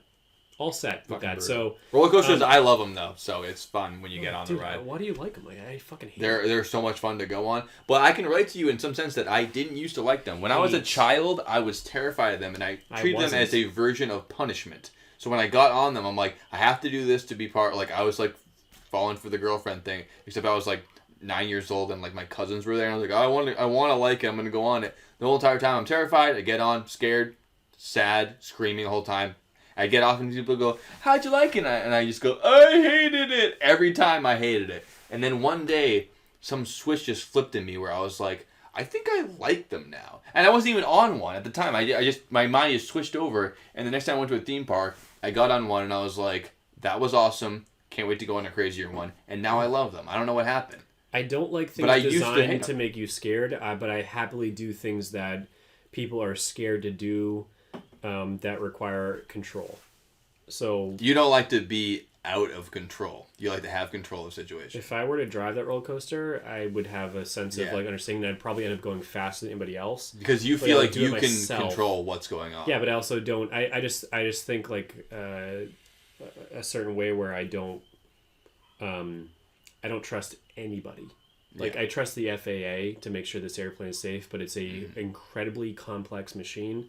But I don't trust the regulatory bodies of roller coasters. And statistically, someone died in a roller coaster last week. I know, but statistically, I'm wrong. But I'm still just like the fear isn't that you're gonna die. I mean, you're more likely to die every time you go to work than on a roller coaster. For sure, yeah. But when you're going to work, you feel like you're in control of it. It's not logical. Yeah, exactly. So And you're a good driver, so you couldn't possibly die in a car accident. Although... that's not true at all, and I don't believe that. But but in your, like, your id brain, like your shitty animal brain, you're like, but I have it, so I'm... I mean, I think it too, and I'm not even that great of a driver, but I'm like... But I'm better than the average moron, but I couldn't do, like, a track day. But, you know, I'm like... It's part of me saying, like, I'm going to drive smart... I'm not like this asshole. I'm not going to get hurt. But you also don't account for an 18-wheeler veering off and just slamming into you. Oh, yeah. I know I'm wrong. I know I'm completely wrong, but for me to have a day off to go do that just does not make any sense to me. I'm just like, and for a thrill that I just go seems pointless. Not pointless, but I'm just, I secretly want to, and it's almost like the movie Ride the Bullet by Stephen King. Episode 50. Yeah. So or no, 40. Not 50, 40. I'm down with it. I just I'm a little scared, man. For some reason it brings me a part of being scared that I just like it's not fun for me, and I don't need to prove it to anybody. Being scared is okay if you're having fun with it, but if you're being scared and not having fun, especially as an adult who has nothing to prove to yourself, then don't even do it. Who gives a fuck? fuck. Well, and the level of courage, because it's about courage. It's like, courage means you do things scared. Courage does not mean that you just don't have it. I just don't. Yeah, that's one of the best quotes. My risk reward level of roller coasters to me is that I don't have anything to prove to anybody. I don't need to turn on the courage that I've had to turn a lot in my life for a roller coaster. I'm like, I just don't want to do it. That's your prerogative. Call me a pussy. Don't fucking care. It's just like... Well, that's the thing. Now that you're an adult, you're like, I'm like, I don't give a fuck. I don't want to do this. I have back problems, head issues, whatever. I'm like, not doing it. So, that can't help. So that's line. So buy a shitty rally car. See, we're a good podcast. We can fucking come up with anything. And the word's line. We're talking about roller coasters and rally cars. Yeah, I was thinking, so for me with lines is two funny things. Is that one... Oh, sure. I didn't know it's a white line, cocaine. Hey, all blowing lines. There we go, doing lines. And then two is that there's an episode of Portlandia where there's a hipsters who that's what they do is they wait in line. They go to a restaurant, a coffee shop, whatever it is, and they're like, "Oh, hey, you want to? There's an hey, appeal hey, Joe, to hey, Joe, I was line, thinking, there's this new coffee shop that opened up down the street. You want to go wait in line there?" Like, yeah, they have a line. No, that is inherently douche. Yeah, no, they get a line. You're like, oh, cool, let's go wait in line there. And they just go, hipsters just go wait in line places. Because they feel like they're where it's at. It's happening. Yeah, they just boring the shit out of their yourself. entire life is just waiting in line. Yeah. And that's what that's a great. That's what line is. So we'll share the screen again, and we'll give this another fucking rip. Spin the wheel, round and round it goes. Where it stops, maybe it stops at line again. Nope, shouldn't. We've eliminated it. Eliminating it. Wow, so many other options.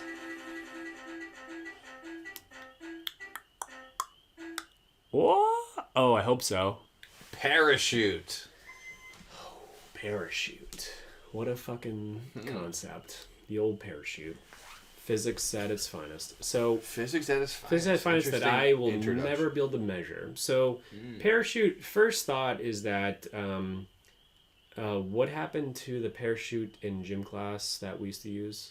Yeah, that's. I feel like there's a whole separate parachute they just built for gym classes because no one's strapping that to their back, are they? Of course, no, because it's a very big diameter circle that you could drop a Humvee out of. Like it's that big. Yeah, so, it's massive.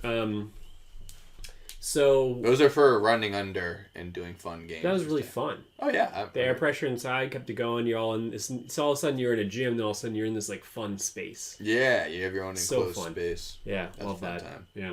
My immediate thought when this came up was episode of the Dylan Joe Basement Podcast, also known as the mid-flight heist of D.B. Cooper. Using a parachute to jump out of a commercial airliner and dive out of there. But no, they really are amazing. It's like, how else can you get someone to jump out of an aircraft and land safely?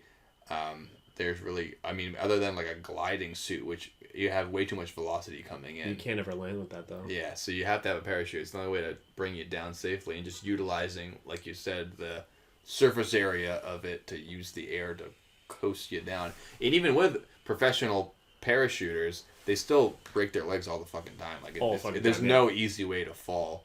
It's falling with style, as Woody would say. Who's Woody? From Toy Story. That's not cool. Flying. That's falling with style. Yeah. You never used a parachute, have you? I've never used one. No. Only in gym class. No, I'm not. I wouldn't go skydiving. I've already made a decision. I have made the decision in a different world. Maybe I would have, but I'm way not doing that. I would only use a parachute in an emergency situation where I was going to die otherwise. Yeah. No, like not that I want this, but if I was drafted in the military, which I'm too old for now. Yeah. Well, hopefully. They're like, you're doing this. I'd be like, okay, well, here we go. It's either this or there's no other option for me. So I'm jumping on the airplane. Right. But I just don't see that as like, I don't think that thrills of that level are going to make me sleep better at night or be like, I lived a good life. Like I did everything I possibly could. It's like you did everything that somebody else thought and designed. It's like, so in the entire world that you have around you, this is all thoughts, decisions, applications, and initiatives of people who made before you, with you, or around you, whatever it is, that were no smarter than you were. Down to business, down to science, down to whatever it is. They might be smarter, but whatever it is. But like, so it's like, so if I was all of a sudden an alien and went, I'm going to go into the world of a human and do it all. It's like, it's just a creation of other humans' brains. You know, so all of a sudden he's like, another one. Everyone's saying is that this is one of those things that we made that's on the list of like craziest things ever that you can do. It's like, that's just a thought from somebody else, including jumping out of a fucking airplane with a parachute. Yeah. So why would I want to do that? I don't, like... You'd have to want... Scary, it'd have to be an exciting, fun thing for you to do. That's cool, but... Like a roller coaster. Why would you get on it if you don't want to do it? Exactly, but what do you get out of that? You get, I did that... Well, if you love it, you get a lot out of it. You get the thrill, you get the excitement, the accomplishment. But if you don't want to, you don't get a lot out of it. What is that? Yeah. Like, you get a thrill, excitement, accomplishment, and you go, that's all it is, though. Yeah. That's it. Like, I agree with you. I'm not doing it either. I'm just when saying you're 12, you don't have thoughts like this, but when you're older, you do. You go, okay, so you got that out of it. Does that make you better? No, it means you did something else that a lot of people don't do. I think it does make people sleep better at night, though. Some people, they like to have done that. It's the people who do, like, jump out of a helicopter and then snowboard down a mountain with an avalanche. Like, it's insanely dangerous. It's stupid. But they get something out of that. They're not getting in other aspects of their life. Yeah. And, like, I'm someone who's taken a lot more risks than a lot of people. I know this. So, like, you choose that risk, or you don't choose any risk at all, and everything's fine. Yeah. If you don't want to, you don't want to. Like, it's fine. Everyone's built differently. Everyone's different life experiences. If that's what it takes for you to do whatever, fine. That's cool. I like risk. I take part in risk behavior a lot. But there's a certain level of that I'm like, that's just not on my list of things that I've gone through the process of thinking is something that is going to make me feel better. I can take risky behavior in a smaller form and be happy with it more consistently. You can jump an airplane once a lifetime, and be like, I did that one thing. It's like, that's cool. It does reek of me of like tolerance building up with like drugs, something like that, where you're like, it doesn't do it for me. Never enough. Yeah, I have to like do crazier and so crazier what's next? shit. Then you get like base jumping off of skyscrapers and wingsuits and everything else. Where like, I'm sure that they're having like an ultimate thrill with that, but it's like chasing the dragon. It's chasing the dragon. You never catch it. And once you hit a point, it's just never enough. Then it's you're wingsuiting it down, and you're flying within 10 feet of the mountain, going parallel to it. And then you hit a fucking tree, and you're dead. Oh, luckily you have no time to regret it at that point. No, you don't. But it's just one of those things where I'm like, I'm good. I'm good with the whole jumping out of fucking airplanes thing. I don't. Yeah, I'm good on it too. I don't need to do that. It's just a little. It's a little. But if you do, you're lucky you have a parachute. Mm-hmm. Do you see the new Batman, by the way, yet? I'm waiting, dude. I can't wait to see it. You're gonna like I'm it. so excited to see it. I really love. It's going on HBO next week. Last time I saw a movie that meaningful, I saw Joker on Spirit Airlines. No, I didn't take a Spirit one. So I took anyways, I watched it on an airplane. Yeah. And I cried. I was like, I relate and feel this movie so well. That movie was good. And I like the Batman more. I've heard good things, Yeah. Yeah, it's a fucking good one. But there is a no spoiler, but Batman does this thing where he uses his cape and he flies off of buildings. Yeah. In that movie, it's like he doesn't have like a crazy, they don't actually have capes in real life that do that. No. But Batman has crazy technology, but he actually has a literal wingsuit and he flies off a thing like that, and it looks like if you actually use a wingsuit, not like if you're a superhero. Yeah. And he's like. like he's like really struggling with it. Yeah. It's a really cool part of it. So yeah, it's wild. Definitely worth watching. Check it out. It's wild. Check it out, guys. Yep. Alright, I'll do another spin on the old. Another spin. Then we'll do a break after that. Commercial break. Yeah. Yeah. Sounds good to me. Let's do it. All right, folks. One more spin there, DJ. The Microsoft Teams thing. It's hard to see that. Yeah, the Microsoft. You're doing pretty good on it. Bullshit. And you have to share the screen. Let's get this going. Here we go, folks. We're doing another spin. We only have 6 topics left here. Yeah, and we're doing well. We're getting through these. I think so. A couple of fun ones, couple of boring ones. DJ, did a good spin, my Thanks, boy. Deej. We haven't forgot about you yet there. Ramrod. Finally, something fucking funny. This is the first word I put on the list, and I'm like, we better get Ramrod. I really want to hear it. Ramrod. First things you think of with Ramrod. Obviously, I want to talk about what it actually is, but my first thing, call a car Ramrod. We're car Ramrod from Super Troopers. Ramathorn, Murad, Farba. Yeah. It took me a second. We're car Ramrod. No, we're not going to call it car Ramrod. So Ramathorn. Do you have any idea what a ramrod is? Mm-hmm. I don't. You don't actually? I thought you'd be well familiar with this device. So it's for... I can...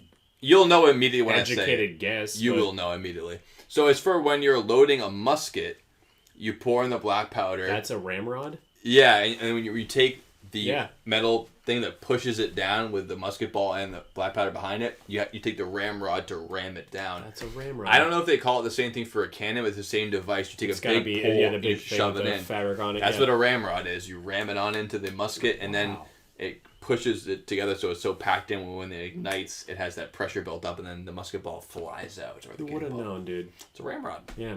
My first thought is that funny meme that came out like 10 years ago that shows this kid skiing and then he's another kid behind him hitting him.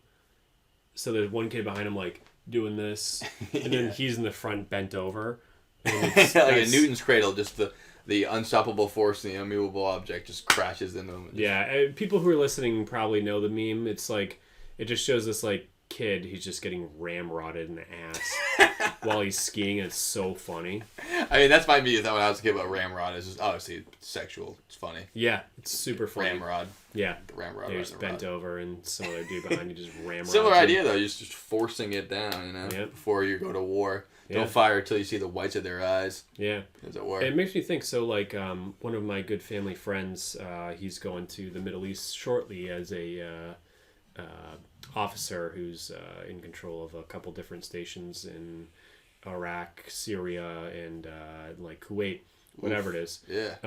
And which is great because that's a great place to be right now, not Poland. So surprisingly, when you find out 8 years that ago, you'd be like, "That's terrible." Your 25-year-old officer is going better. to the Middle East is not a problem anymore. Yeah. It's still a problem, but whatever. But it's not as bad as being in Ukraine. Yeah, but we talked about guns for a while when I went to his going away party 2 weeks ago, 2 weeks ago. He doesn't have a large gun collection like most dudes in the army. Yeah. He has a collection of muskets. Really? Yeah, he's like, I'm not really into guns. I command a whole fucking battalion, but like It's like collecting Model Ts. I know what I gotta do with guns and whatever it is, and he's an expert on all of them. But he's like, my personal collection at home is mostly like Revolutionary War muskets. Wow, front loaded. Yeah. The whole deal. Yeah, make your lead balls with the fucking thing. Yeah, wow. They take this tool that they pour lead into, and then they mold the lead into a ball. It's like one of the and they put the ball in, and they put gunpowder in, and then they put the ball in, and they take the ramrod, which I didn't know that was called. Yeah. They pack it down, so when he goes to the range, he brings his fucking musket. That's fucking wild. They let you shoot muskets at the range, too? Yeah, I guess so. You can bring them one. So I always was afraid that things are going to just blow up in your face and have that black powder scar all over your face. Which is cool. Misfires. Yeah, that's fine. I mean, it's a cool way to get a scar, but it's dangerous to your fellow shooters when they have like a Glock from 2021. Oh, yeah. You have the fucking musket from the War of 1812. Yeah. So I'm like, I think that's cool. So I'm like, that'd be really fun. It's for sure cool. To go to a range where all these guys are like, yeah, no, I got my AR. It's like, everyone's got a fucking AR below me. You know, like, no one cares. And also, it's like driving an automatic Prius versus driving like a fucking chitty chitty bang bang. Like, it takes talent, literally skill, the best dedication. example you could have said was that. Thank you. That was the best example ever. Chitty chitty bang bang versus Prius. They both get you somewhere. You want to kill someone, you put some work into that. You know, best case is with your hands, but next you have a ramrod style wayside in at the bar over there, which is fucking awesome. Yeah. And they have an actual musket up there that's like a long, beautiful gun that you do that with, and it's fucking cool. The ramrod is under the barrel. You pull it out, put it in. Yeah, it's like the instead of the what do you call it, the grenade launcher. Yeah, you just pull the ramrod out, just right in there. It's part of the device. Yeah, so he's got a couple of those, and I'm like, hell yeah, man, that's fucking sick with the flintlock, like, you know. Yeah, it just ignites that fucking powder. Yeah, it's just a piece of flint metal that puts a spark down into strikes gunpowder. it fast enough to create the spark. Yeah, and then or you light the fucking thing with a lighter.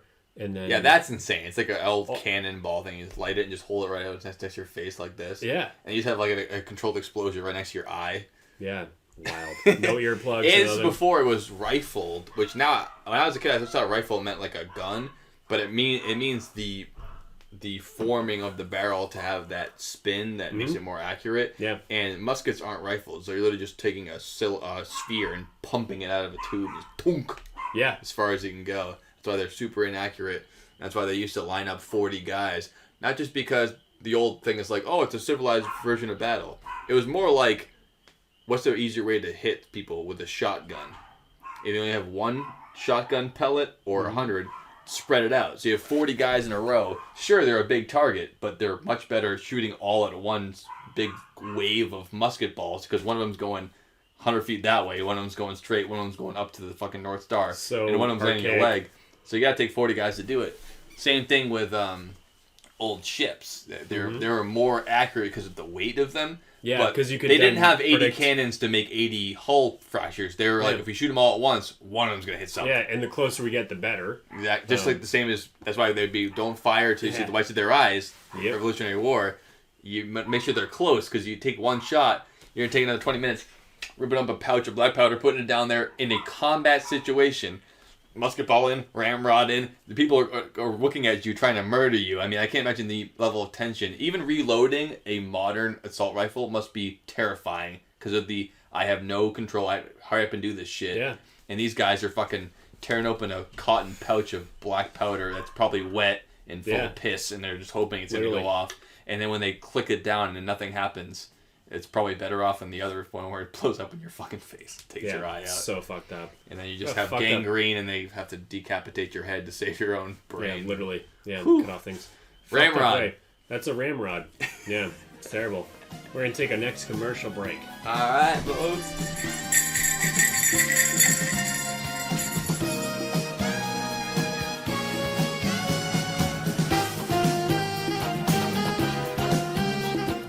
There's only one company I trust when it comes to commercial property management.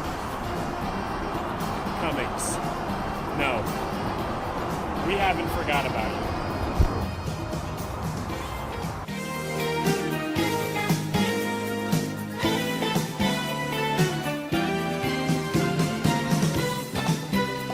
Alright guys, welcome back to the podcast. It's as always, Dylan. And Joe. We're going to spin the wheel tonight again. We're back at the game show, the Dylan Joe Basement Podcast, episode 52. Spin the wheel, episode 2.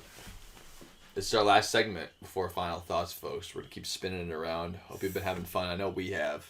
We always love doing it in person. It's just such a different animal. I mean, I get to hear with DJ BP in the flesh, surrounded by beautiful works of art, unlike my shitty green screen room. And we're going to spin it. We're going to give this a fucking spin. So let's spin this thing. Make sure that DJ knows what he's doing. Make sure you guys can see it too. We're going to give this a spin and we're going to see what comes up. Where it stops, nobody knows. Bridge, for sure. Oh, I was going to mystery one. It's bridge. It's bridge. All right. Let's on bridges. Where do we start with bridge? Bridge over the River Kwai. What's that? Is that a Vietnam movie? It's a World War II movie that I would assume you've seen. No, I have not. This is one of the other things that blows my mind when you haven't seen it, because this is a movie that you would recommend to me and you would show me. Like Bridge over Toko Ri about Vietnam, about the Korean War? See, I don't even know what that is. I know that one. But yeah, that's it. Bridge over Toko Ri is good. Yeah, this one is, it's a Oscar winning movie. It's like a classic. It's a movie, I think it's from it must be late 50s, early 60s. It's starring Alec Guinness, a.k.a. Obi-Wan Kenobi. But, like, when he was younger. Like, you know how he was in Lawrence of Arabia? It's, like, around that time. And it's a movie about this regiment of British soldiers that get captured by the Japanese. And then they get recruited into helping them build a bridge. Because they're all, like, a trained engineering regiment. And it's a weird, like, old honor thing because Alec Guinness is like the lieutenant who leads the regiment, and like he wants to have like the pride of it. Like the men need to respect him still, even though they're captured. Yeah, and like he will treat his men like shit just to make like the Japanese soldiers respect him more, so that like, he can still run his regiment. And they end up building. Spoiler alerts on a 7-year-old movie. They end up building the bridge during the whole movie, and then a whole like sleeper cell in his regiment are like, this is fucked up. We're helping the Japanese like war effort. So they decide to sabotage it, and when the whole convoy comes in at the end of the movie, a couple of guys are like, we're going to blow it up. Because we built it, Exactly right, yeah. And I'll leave it at that, because I don't want to spoil too much, but... So Deer Hunter would be the closest thing I have to a bunch of captured POWs. Yeah, POWs having a fight back. Trying to use them for something and then possibly fighting back. Yeah. Wow, no, I actually haven't seen it. That one's right up your alley. So Bridge Over Tokyo-ri is I'm drawing a blank on the actor's name, but he's the Life is Beautiful, or he's in like all of the movies in the 50s, and he's the most famous actor you probably could name. Jimmy Stewart? Jimmy Stewart. Wow, you're fucking good, dude. Like, yes, it's Jimmy Stewart. And he's a fighter pilot, naval aviator who takes off of like the USS Hornet. We talked about the Paths of Glory. I mean, that's even closer. Jimmy Stewart doing a Korea movie that came out like probably the same year the war happened. It wasn't long after. It was like 5 years later. That's nuts. But it's a wonderful movie because he just doesn't want... It's a Wonderful Life. Yeah, exactly. Which I didn't love that movie, by the way. It's okay. It's okay, but it's pretty depressing. I can see if you grew up with it and it's like a nostalgia not thing. Sure if it's a Christmas movie like everyone thinks it is. It is. No, it is. But it's not like I don't put it next to Rudolph. It's also and fucking raining. Santa Claus coming. Yeah. And it's about a guy committing suicide, so it's not a great does he Christmas kill himself movie. at the end? No, he tries to, and then the guy teaches him why. I didn't even finish it. It's like a Why whole. do people like this movie? It's a little bit of like a Ebenezer Scrooge-esque, like, hey, if you did this, there's a whole lot to live for, like change your ways or whatever, that kind of deal. Okay. Yeah, it's depressing as fuck. Jesus fucking Christ. Also, he's a bad dad, but then he turns into a good dad. I mean, he was literally going to leave his whole family behind, but yeah. So, anyways, this movie. Bridge Tokyo-ri is good. He's a pilot. He got drafted into Korea because he was in the service in the 40s. Yeah. I'm like, we need you to do this, but he's like, I'm a lawyer. I don't need to fight. He talks like that. But I'm a lawyer. I'm a lawyer. I'm a lawyer, Sergeant. Yeah, I don't understand need to... Sergeant, I'm a lawyer. I don't need to go back into the war right now. That's how Jimmy Stewart talks. I'm one of them smarts. Yes, exactly. So, and he ends up getting shot down, and that's just the whole fucking thing. But anyways, it's a good movie, but it's a break. And then they remade it. They remade it in the early 2000s, and they recalled it Behind Enemy Lines, starring Owen Wilson. And that's a good movie. But it's also, there's Behind Enemy Lines, as far as this movie goes, is about 15 minutes before they get their heads blown off. So, so as far as bridges go, is that those are two movies that are very bridge centric. But that shows the aspect of like that bridges are so important. They're less important now that we have like aircraft and things like that over getting across water, but they're just as important as ever, and they probably are utilized more than ever because of transportation, shipping, everything. You need bridges. They're the fastest way between 2 points is a straight line. Fastest way over the water is a bridge. Not hopping on a boat, not jumping in a helicopter. Just go right across it as if you're on land. Yeah, Making land on water is a bridge. And there's no vehicles that are just as good about going across water. So like most things that are universally applicable are not good at anything. They're good at don't half-ass three things. Whole-ass one thing. They get a fucking F at everything, but they can do everything. Right. But they're not an A. So an Abrams tank that can go over water is going to have an extra set of weight and whatever it is. So like that's a modern day example, but so bridges even in 100 years are still going to be a critical point if you're going to invade a country. You want to blow those up. The war happening in Ukraine right now, there's still bridges being taken out strategically. It's this. We're in the modern world. We have fucking UAVs, the internet, GPS. If you blow up a bridge, it'll still change the entire war. It's Absolutely. Just the way it is. First target, bridges. Major difference. So, I mean, New York City could be crippled, like happens in so many movies, is would take out all the bridges. Now you're no longer Manhattan. You're fucking the island of misfit toys. Yeah. And people get desperate and angry. And they don't realize that. It's just weird to think that that's it. Speaking of, what's the scariest bridge you've ever been on, Joe? I don't know. I guess like I know. Probably one of those. Well, I think one of those like railroad bridges, like from like an old railroad track, like a million years ago. Or like near the aqueducts and stuff like that. Yeah, shit like that. Where like it's not gonna fall down, but you're like, I definitely could have my leg slip in between these railroad tracks, and then I would be probably falling into the water. Like it's not a far enough drop that you'd die, but you'd not be well off. Yeah. That's probably the scariest bridge I've been on. I was near a bridge like that the other day, actually, on a rail trail at the end of it. Yeah, that's a good point. Those are definitely scary. I mean, they're built to hold the weight of an iron horse, but they've been not maintained for years, and they're also not built for people to walk across them. So. Yeah, so I'd say any footbridge that is like goes over a significant height is scary. Yeah. But also, I gotta say the Sagamore Bridge of the Cape Cod doesn't freak me out. You are so high up on a 2-lane bridge. It's so tight when you're up there, too. And there's you're no so barrier. And then you look at where if you get an accident and you roll over or whatever it is, like, it's like... it happens on regular highways all the time. It's just surprised it doesn't happen like once a year that somebody just flips over the bridge and just goes torpedoing down into the water. Oh, yeah. I can't believe that bridge is like a thing. It's like... I went over it the other day and I was like, God, I hate this fucking... And like you said, it's so high. It didn't go across. It's a giant like arch. You're like going up. It is so high, man. That bridge is fucking really high. Yeah, I mean, clearly it's made so that large ships can go under it without having a thing. But it's still like insane. That's that high. And like I said, it's so tight. They're like, we spent all our money on making it tall and not wide at all. It's just like a...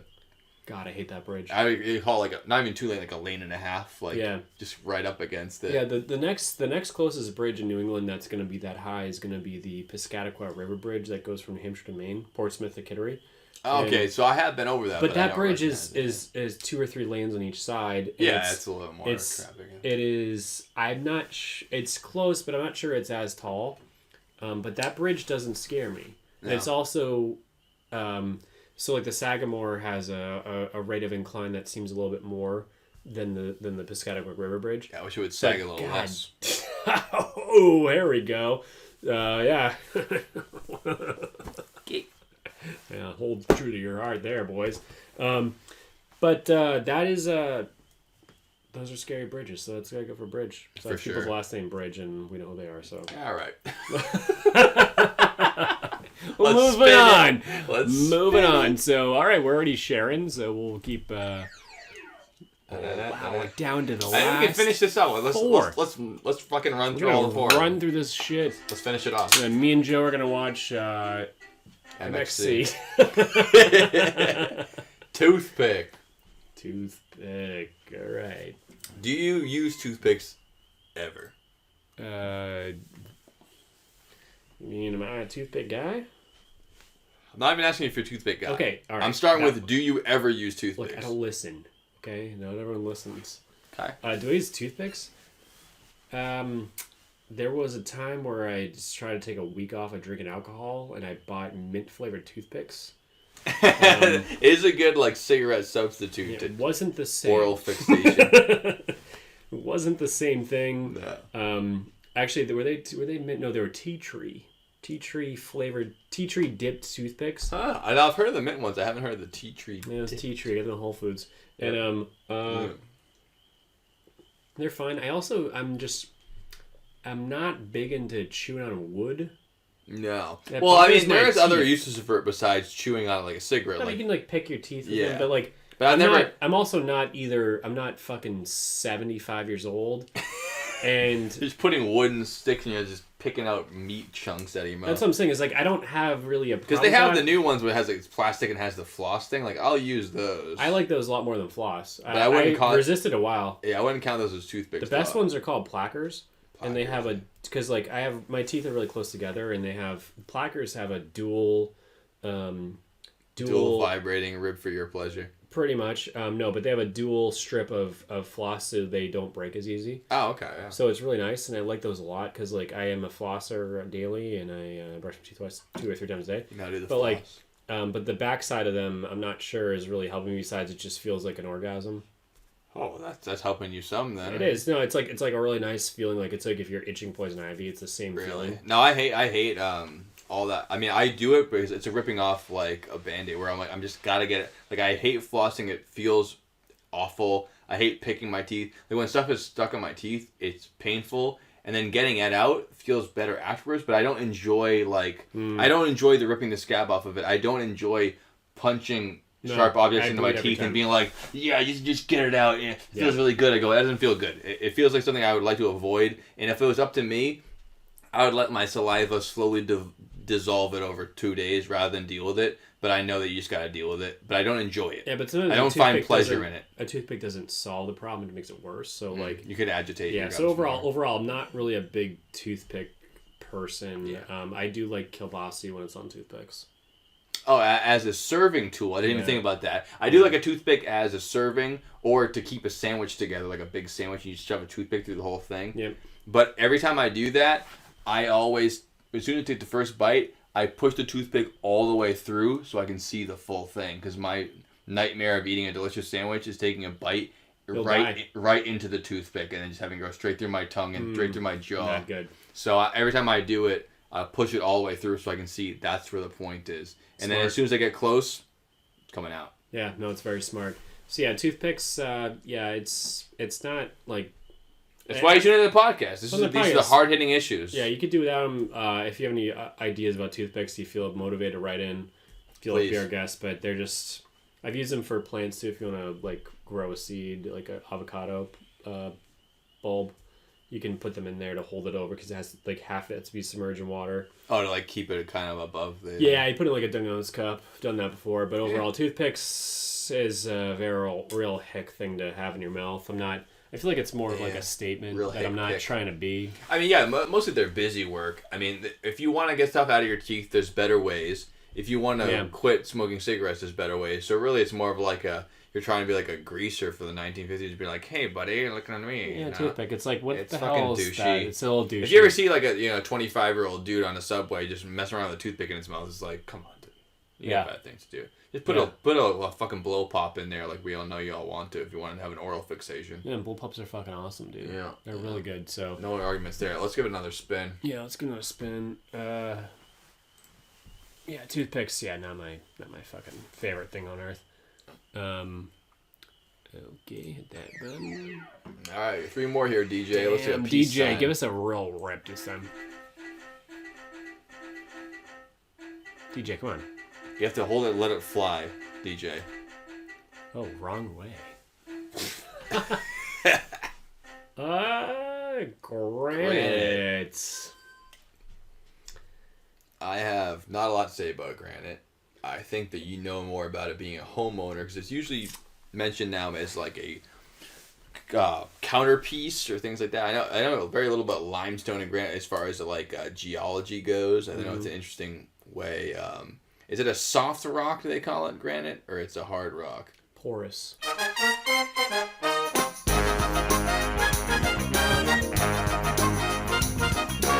Scissors. Marble, rock beats scissors, and this would definitely beat scissors. Yeah. But yeah, granite, it's the rocks of New England. You're looking at granite. All right. Marble. Marble's a whole other animal. Marble looking. Well, no, I know, but it was like marble color.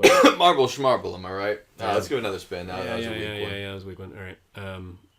Back to this. This is always going to be a couple weeks. But we have 2 left. Can I spin it so I can show you what it's supposed to look like? Yeah, please do. Yeah.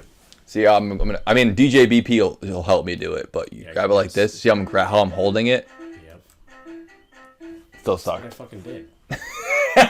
So the expert here did exactly what I did, except he went left instead of right. I should just let you do it, DJ, instead of me doing it. DJ's good. But we landed, or have we landed on it? We Mystery number 1. Let me see that while you're doing that. Sure. Thanks. There you go. Mystery number 1 we can pull up for our last pod here. If you wouldn't help me read this there, buddy. I'm so glad we hit all of them because best color. Joe's password on his phone is his birthday because I saw 2. So I have a feeling that it's probably his birthday because I saw the last letter. There's a lot of 2s. My birthday. So the question here is best color person. That's ridiculous. That's an old Dimitri Martin joke where he goes, you can add one word and it could totally ruin a conversation. Best color, fine. Best color, person, that'll ruin a conversation. Yeah. No, it's best color, best shade of color. Pick a color, any color, and defend it. I have a few favorites that I would defend, but you have to pick one here. Yeah, I got one. Sure. I'll start with green. Fuck, that's what I was gonna say. Fucking damn it! What do we do? Well, we can both argue for green. Yeah. Fuck me too. We can both argue for green, but green is... I would defend green all day for best color. It's not my favorite color is green, but like I wouldn't always use like mine too green all the time. We didn't know this until now. All right. Damn. Shit. Because I mean, for the pod, I mean, my favorite color scheme is what I use for the pod, which is red and black. I think it looks the coolest. It's sick. It's cool. It's fun. Yeah. I just think it looks awesome. Rollerbone is red and black. Rollerbone, red and black.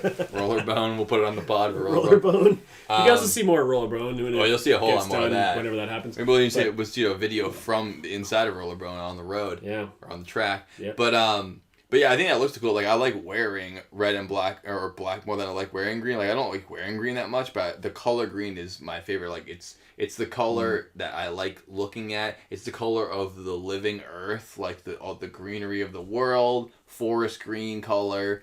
You know, it's the color of like Ireland and stuff like that. Like green is just, it can't be beat. I mean, yeah. Obviously, if you want to dump it down to Crayola style and be like forest green over lime green. I mean, lime green's a joke. Compared to forest green for me, Kelly green, stuff like that. But I mean, if we're gonna agree on the color, there's not gonna be much of an argument here. I think green, it's gonna be green. I think green's good. Green is a underrated color on cars as well. I don't think a lot of people pick green as their favorite color. That's why I was surprised that you'd pick it the same as I. Because usually when I say my favorite color is green, I find very few people that agree with me on that. Yeah. They don't disagree necessarily, but very few people go, favorite color? Green. It's green. Not many people say that. But for me, it is green. No, it's definitely green. I've solidified green for sure. I think I really have you really hit every point that I was going to say, is that like it's a color that not only brings you back to like the soil, that not soil's brown, but like soil mix, everything that's just fucking the natural world. The Boston Public Library has green lights like this, like you've seen, you know, like I just the like, old it stands out way more than you think. You guys can picture it, like the old accountant lights with the little green hood over it. And you're clicking back. It doesn't necessarily reflect the best color on people. Like if you have a green tinted light making light, but like no, I wouldn't pick that. No, but overall green is, and I don't want my rims to be green either. But like overall, I enjoy looking at green more. But I'm glad that most of the world is green. Me too. Doesn't need to be your room, but like when you go outside, you want it to be green. I love the green is good. It makes me think about like how colors affect your mentality and like how used to colors we are of the world. Like if we woke up tomorrow and the sky was always red and the grass was always purple, it would make us feel sick.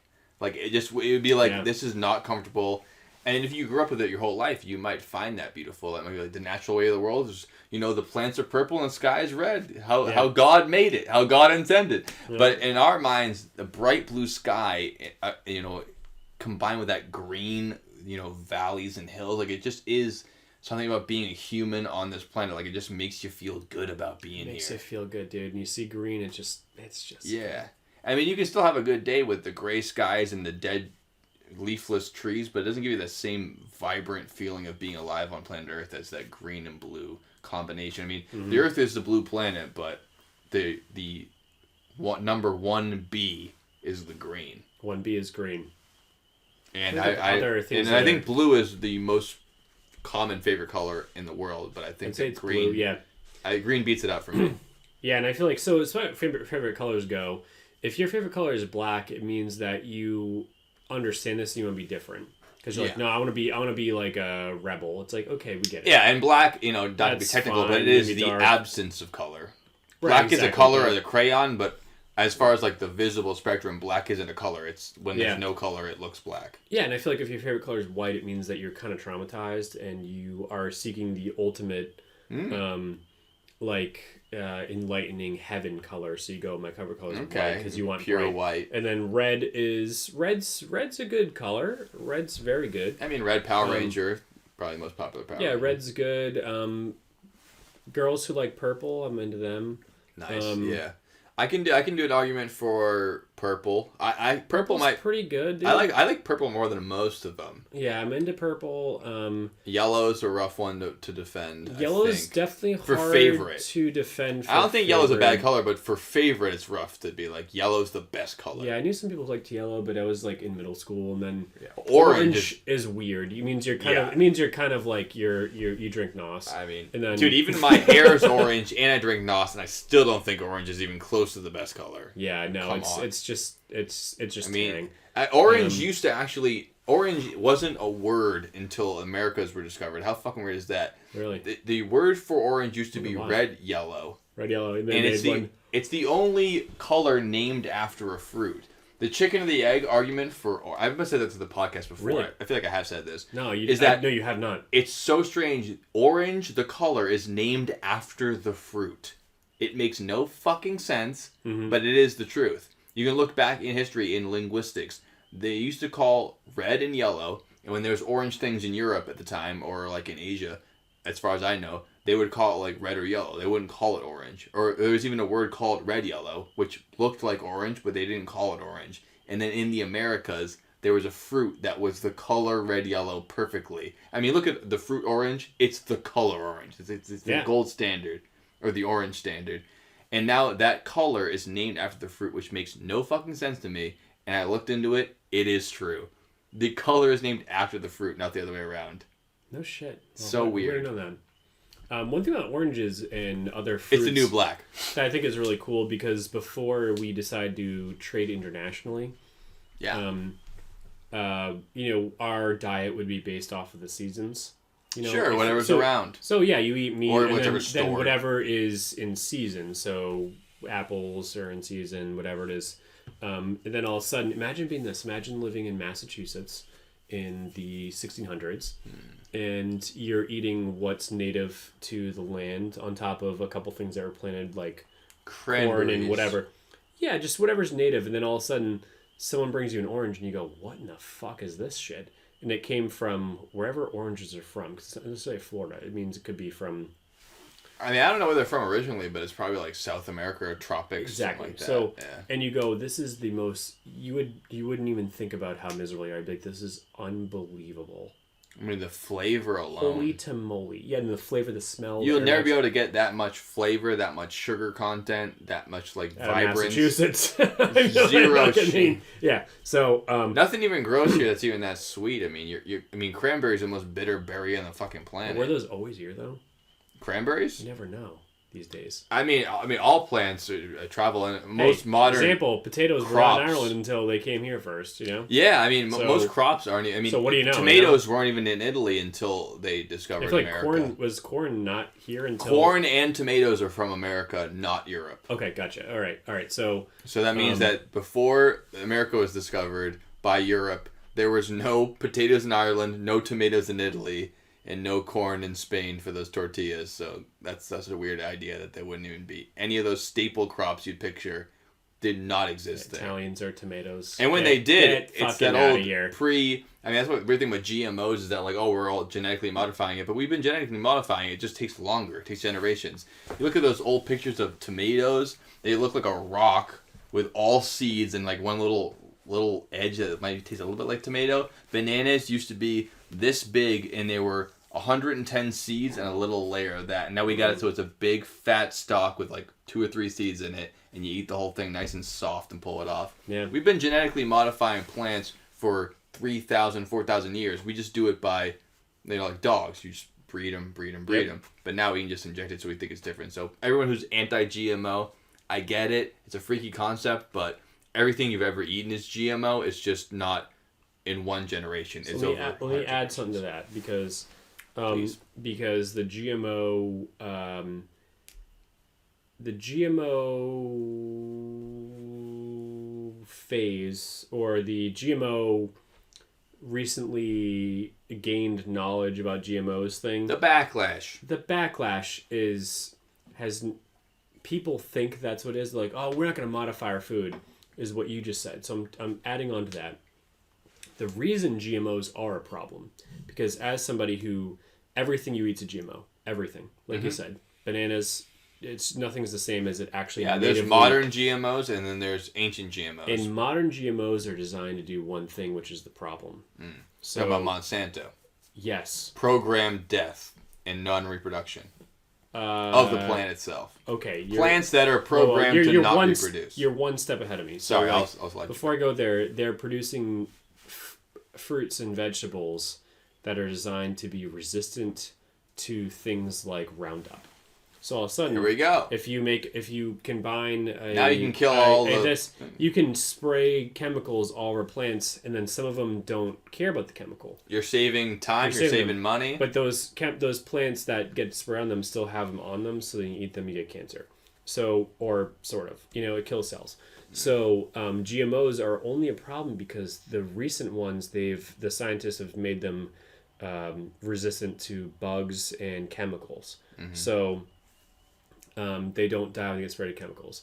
But GMOs, like you said, have been around for thousands, or since we've been around, GMOs are real. Yeah. This is just an accelerated process. Yeah, so now GMOs are covered with chemicals because they don't die when they get hit by them. Well, it's also the same as vaccinating plants, in other words, is that because of the fact that plants over thousands of years mutate naturally to the ones that survive are going to have, immunity to these things. The same thing happens with weeds, where you have these plants that are modified to be against Roundup, and you spray all the weeds down over and over again, and you don't prune them and pick them carefully. And then the weeds that grow up next year and the year after that, they're now, the ones that survive are resistant to things like Roundup or other chemicals. And now you have weeds that are genetically resistant to those things too. So it's like a genetic arms race between them. So the same thing that makes the plants resistant is now making the weeds resistant and the parasites resistant and all other things, where it's like, it's a constant arms race. It can't be solved just by saying we're going to jack up one side of it. I mean, there's no free lunches in nature. No matter how hard you try, there's always a price to pay. And we can keep putting that price down the road, but it collects interest. Yeah. And one day you got to fucking pay the bill. Yep. And then hopefully it's your grandkids and not you. And you can write a funny little poem on your gravestone and say, we tried, sorry. Yeah, shut up and fish. Shut up and fish. You want to try this hat out? Sure thing. Yeah, let's do a little hat swap for the last one. So, yeah. There's Cowboy Joe over there with his old... oh, man, that's fucking working for you, my friend. Yeah, I heard it here first. Holy shit, we found your new hat. I know, I like you with the shut up and fish. We out here talking about GMOs, we're going to talk about fish. We better not talk about GAY, so I don't want to hear it. So... It's good. Fish, yeah. All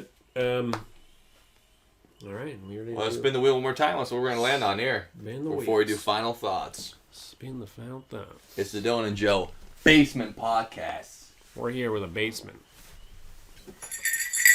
Last one, please. It's not clicking. No, my God, we lost our entire minds. Technical difficulties. Oh, you can't eliminate. You have to resume. Oh. Get back to mystery number one. I hope not. Let's keep spinning until it gets to it. Fuck. All right, one more time. You want to move that thing again? I can find it. Mystery number one. Okay. What's your favorite color? We already picked that. Okay. Marker. I could have just done that manually. I mean, it really doesn't matter. There it is. We get this. Okay. Haphazardly, our last one. We finished the whole wheel now. Haphazardly. Now, I think that we talked about earlier about your current work on automobiles, and I don't think that haphazardly needs to be a specifically negative connotation. I mean, it really means like fast and loose without concern for caution or detail. Haphazardly doing something is like, cutting corners and not worrying about things and kind of doing it like recklessly. Yeah. But I don't think that necessarily has to be a negative thing. Because doing things haphazardly, it saves time and makes you learn a lot more lessons than if you do them carefully and cautiously. Carefully and cautiously takes much more time and you learn much less because it's like following a recipe versus cooking by taste and feel. So for me, haphazardly means negative. It's you're being reckless, you're being crazy. But reckless and crazy isn't necessarily a bad thing. It's all about context. It's all about context, right? For me, I feel like it's part of a... All right, so hot dog. Okay. The FDA defines every food in our diet by a set of You know how many foods are shaped like hot dogs? The best kinds. Good quote. What's that from? Super bad. I figured, because that's when they... Yes. So, they draw the dicks everywhere. So, like... Yeah. The FDA was created in the 30s or 40s when they were when they let corporations take over. And they made... I think it was during Teddy Roosevelt, so I think it was before that. It might have been, yeah. I So think it was around like, the early 1900s. So, like... Yeah. They were created because all of a sudden people were like, I'm going to have a hot dog. And like, well, what is a hot dog? Well, to corporations, corporations, it's rotting piles of meat, including the rats and the mice and the rat shit, fucking whatever it is, dead humans, whatever. Cut off fingers because they're in the slicer, and then put it in the hot dog. I'm like, all right, so oil, a hot dog, they use to lubricate the machines. All that. So like a hot dog has to be at least 95% beef and then 5% other things, and then be a hot dog. And that 5% has to be made of these things. Right. So things were done haphazardly before. They're like, oh, we're gonna make hot dogs. We have a casing. We're gonna fill it with meat. Yeah. People buy it. They buy it. That's an industry standard for making something. Yeah. But haphazardly would be like, I'm going to, build a bridge and just based off of instinct. Yeah. It looks good enough. Work as you go. Yeah, it works. So whatever it is, it's because it's I don't know what hap means, but hazard is like. This is not taking into account that this could be dangerous. Yeah. I always try to break down root words like that, like, and I'm often wrong about it, but I'm often right too, which is to try to like break down like the Latin or the root of it. And I don't know the Latin part of it, but the hazardly part is obvious. Mm-hmm. It's hazardly. It's in a manner of being hazardous. Yeah. But hap to me means like it's like reminds me of happenstance or happening. Like it's hazards as you go. Like you're doing kind of like working with the hazards as you're around. Like it's hazards happening constantly. Yeah. Or like a hazardous situation could be like one big, like a minefield's hazardous, but haphazardly is like riding your unicycle with no helmet in New York City. Like that's just fucking haphazardly. Like you're constantly coming into problems that might not kill you in the moment, but you're throwing caution to the wind. I feel like haphazard would be riding your unicycle without a helmet through a minefield. Yeah, I think like that... fuck it. No, I know there's minefield, but I'm just gonna get through here together. And a lot of times, just like but I'm not gonna take any of this into account and just say fuck it. I'm gonna do it. You know? That could be true, but to me, haphazardly has a little bit less of like an intensity to it. Where like haphazardly is like slapping it together, not like literally playing Russian roulette. Like I don't think Russian roulette is a haphazardly action. That's hazardous. It's fully hazardous. It's deadly and lethal. That's a good like point. Haphazardly to me, I'm not saying it's true, but to me it means more of like a laissez-faire, whatever, it's kind of haphazardly thrown together. Like it's kind of like the don't give a fuck mentality rather than the literally I'm putting my life in my hands on purpose. Like unicycle through a minefield, I don't think haphazardly is strong enough of a word to be like. I think it's suicidal might be the word for that one. Yeah, exactly. So it's like it's not necessarily a hazard, but you are treating it as if there was a hazard and you don't care. Yeah. But it could be just painting a house. Yeah, you could haphazardly paint a room. No painter's tape. Who gives a fuck? That's probably... It's kind of a haphazard job you did there. Yeah. That's what I'm thinking too. So we did it. That's it. We did it. It's our first time. Just so this is our first time. We finished the wheel!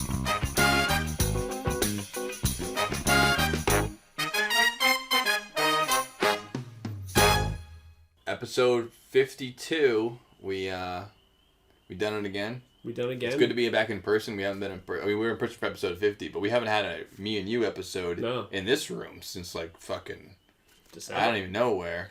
When was the last time we were here doing it? Maybe like, I mean, the last time I can remember is like Boston Tea Party, maybe? Was it the cattle mutilation, maybe? Might have been cattle. Yeah. That was a while ago.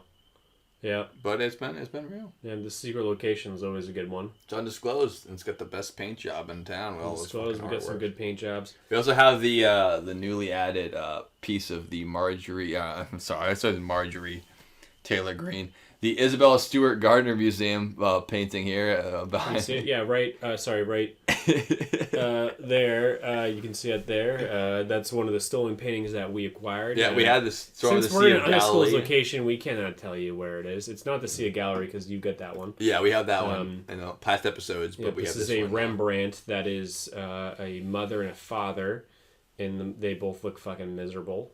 And the as story people is, were. the best part of this painting is that it's just like a lot of them in that museum is that it's covering up. It was painted over.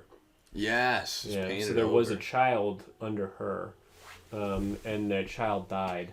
So they were too sad. Yeah, but right by her left knee there was a child on the original painting when they did X-rays, and they painted over that because she was too sad because they lost a child. Mm-hmm. And when they did the X-rays, they also saw that she was pregnant once again. And they covered it up again. Yeah. What? You serious? No. Oh, I was like, what happened in that time? The X-rays of her body rather than the painting. Oh, yeah, you can see inside her. Right. Yeah, stupid. So, but yeah. I don't know. And as always, we're sponsored by Villain, the band right here with the Rat. Yep. We love Villain. They're one of the best bands of all time. And Ancient Torment. Shout out to Jeff and the boys. Shout out. And Carduso, I think is his name, Ryan, lead singer. Cardoza. Yep. But he's for the other band. But yeah, I mean, we like doing the spinning episode. I mean, obviously we like doing the research and all that funny shit, but we love doing the spins because, you know, we come up with random ass words like lying or haphazardly, and I don't know. I like to brag about us a little bit. We find a fucking conversation out of it. Yeah, that's it. Something happens. And that's the pod. That's how we do it. Goes. So we'll see you guys next week for something else. See what happens. Again, we'll act like we know what's going to happen, but we have no fucking idea. We have no fucking idea. Could be this. Could be something else. But you could see one or two of us, or both of us, on a future podcast of other folks that you might have seen on here. Check out my friend's podcast, My Best Friend's Wedding, Mystic Pizza, whatever Julia Roberts thing you want to watch. Yeah, Mystic Pizza podcast. Yeah. It's my friend's show. I'll be on it this week. I have that up. Check that out. Yeah, check that out. And we'll definitely, obviously, you'll pump up, you'll plug our podcast on there. Fucking Batman. The whole point is when you have guests on, it's because they wrote a book. Exactly, and we don't have celebrity status, so our version is a pocket. Yeah. So until next week, it's been Dylan Joe Basement Podcast, Spin the Wheel edition. With the bells. We'll see you in 7. Alright, I'm gonna try to hit you with something though. Let's go. Okay, I'll admit it. I think I got some problems. Burt's beeswax on my eyes is how I solve them. I keep buying and applying this stuff, and I don't understand why, but I just can't get enough. I'm addicted. It's a sickness. Get the store, pass up the biscuits, finish up my last bit, buy some more bees when I'm finished. I don't know why it's fun. One bee stings you, you're not gonna die. But if 100 bees sting your balls, that can't be good. No, it's not good. It's not good at all. It's terrifying. It's fucked up. We're supposed to put the piece of paper in front of the screen so that we can't see ourselves the entire time. I'm not looking. Yes, you are. No way. Yeah, I've been watching you the whole time. What do you mean? I haven't even looked at myself at all. You've been looking at yourself the entire episode. No way. You haven't looked at the camera one time. Not a chance. All of a sudden you're in a gym, and all of a sudden you're in this like fun space. Yeah, you have your own so enclosed fun. space. So the question here is best color person. That's ridiculous. That's enough. People quizzing you about your the last thing you want now is the next day after you lied to be like, all right, tell me all the details about all the shits. What did you eat? When did you catch it? Yeah, it just backfired to be like, I don't want to have to prove this shit. In any other job, you wouldn't have to work for a hospital. Don't use the diarrhea excuse. It doesn't work as well. So the Sagamore has a rate of incline that seems a little bit more than the Piscataqua River Bridge. Yeah, I wish it would sag a little less. Oh, here we go. Yeah. Yeah, hold true to your heart there, boys. But that is those are scary bridges. So. Get back to mystery number 1. I hope not. We'll keep spinning until it gets to it. Fuck. My eyelids freezed up, reapply all night. You know I stay beezed up, cause I spend a couple stacks. Yep, I spend a couple racks on a week long supply, more than a couple 100 packs. Oh, that Burt's Bees jack, stick that Burt's Bees wax. Like I'm into getting spanked, no, I'm addicted.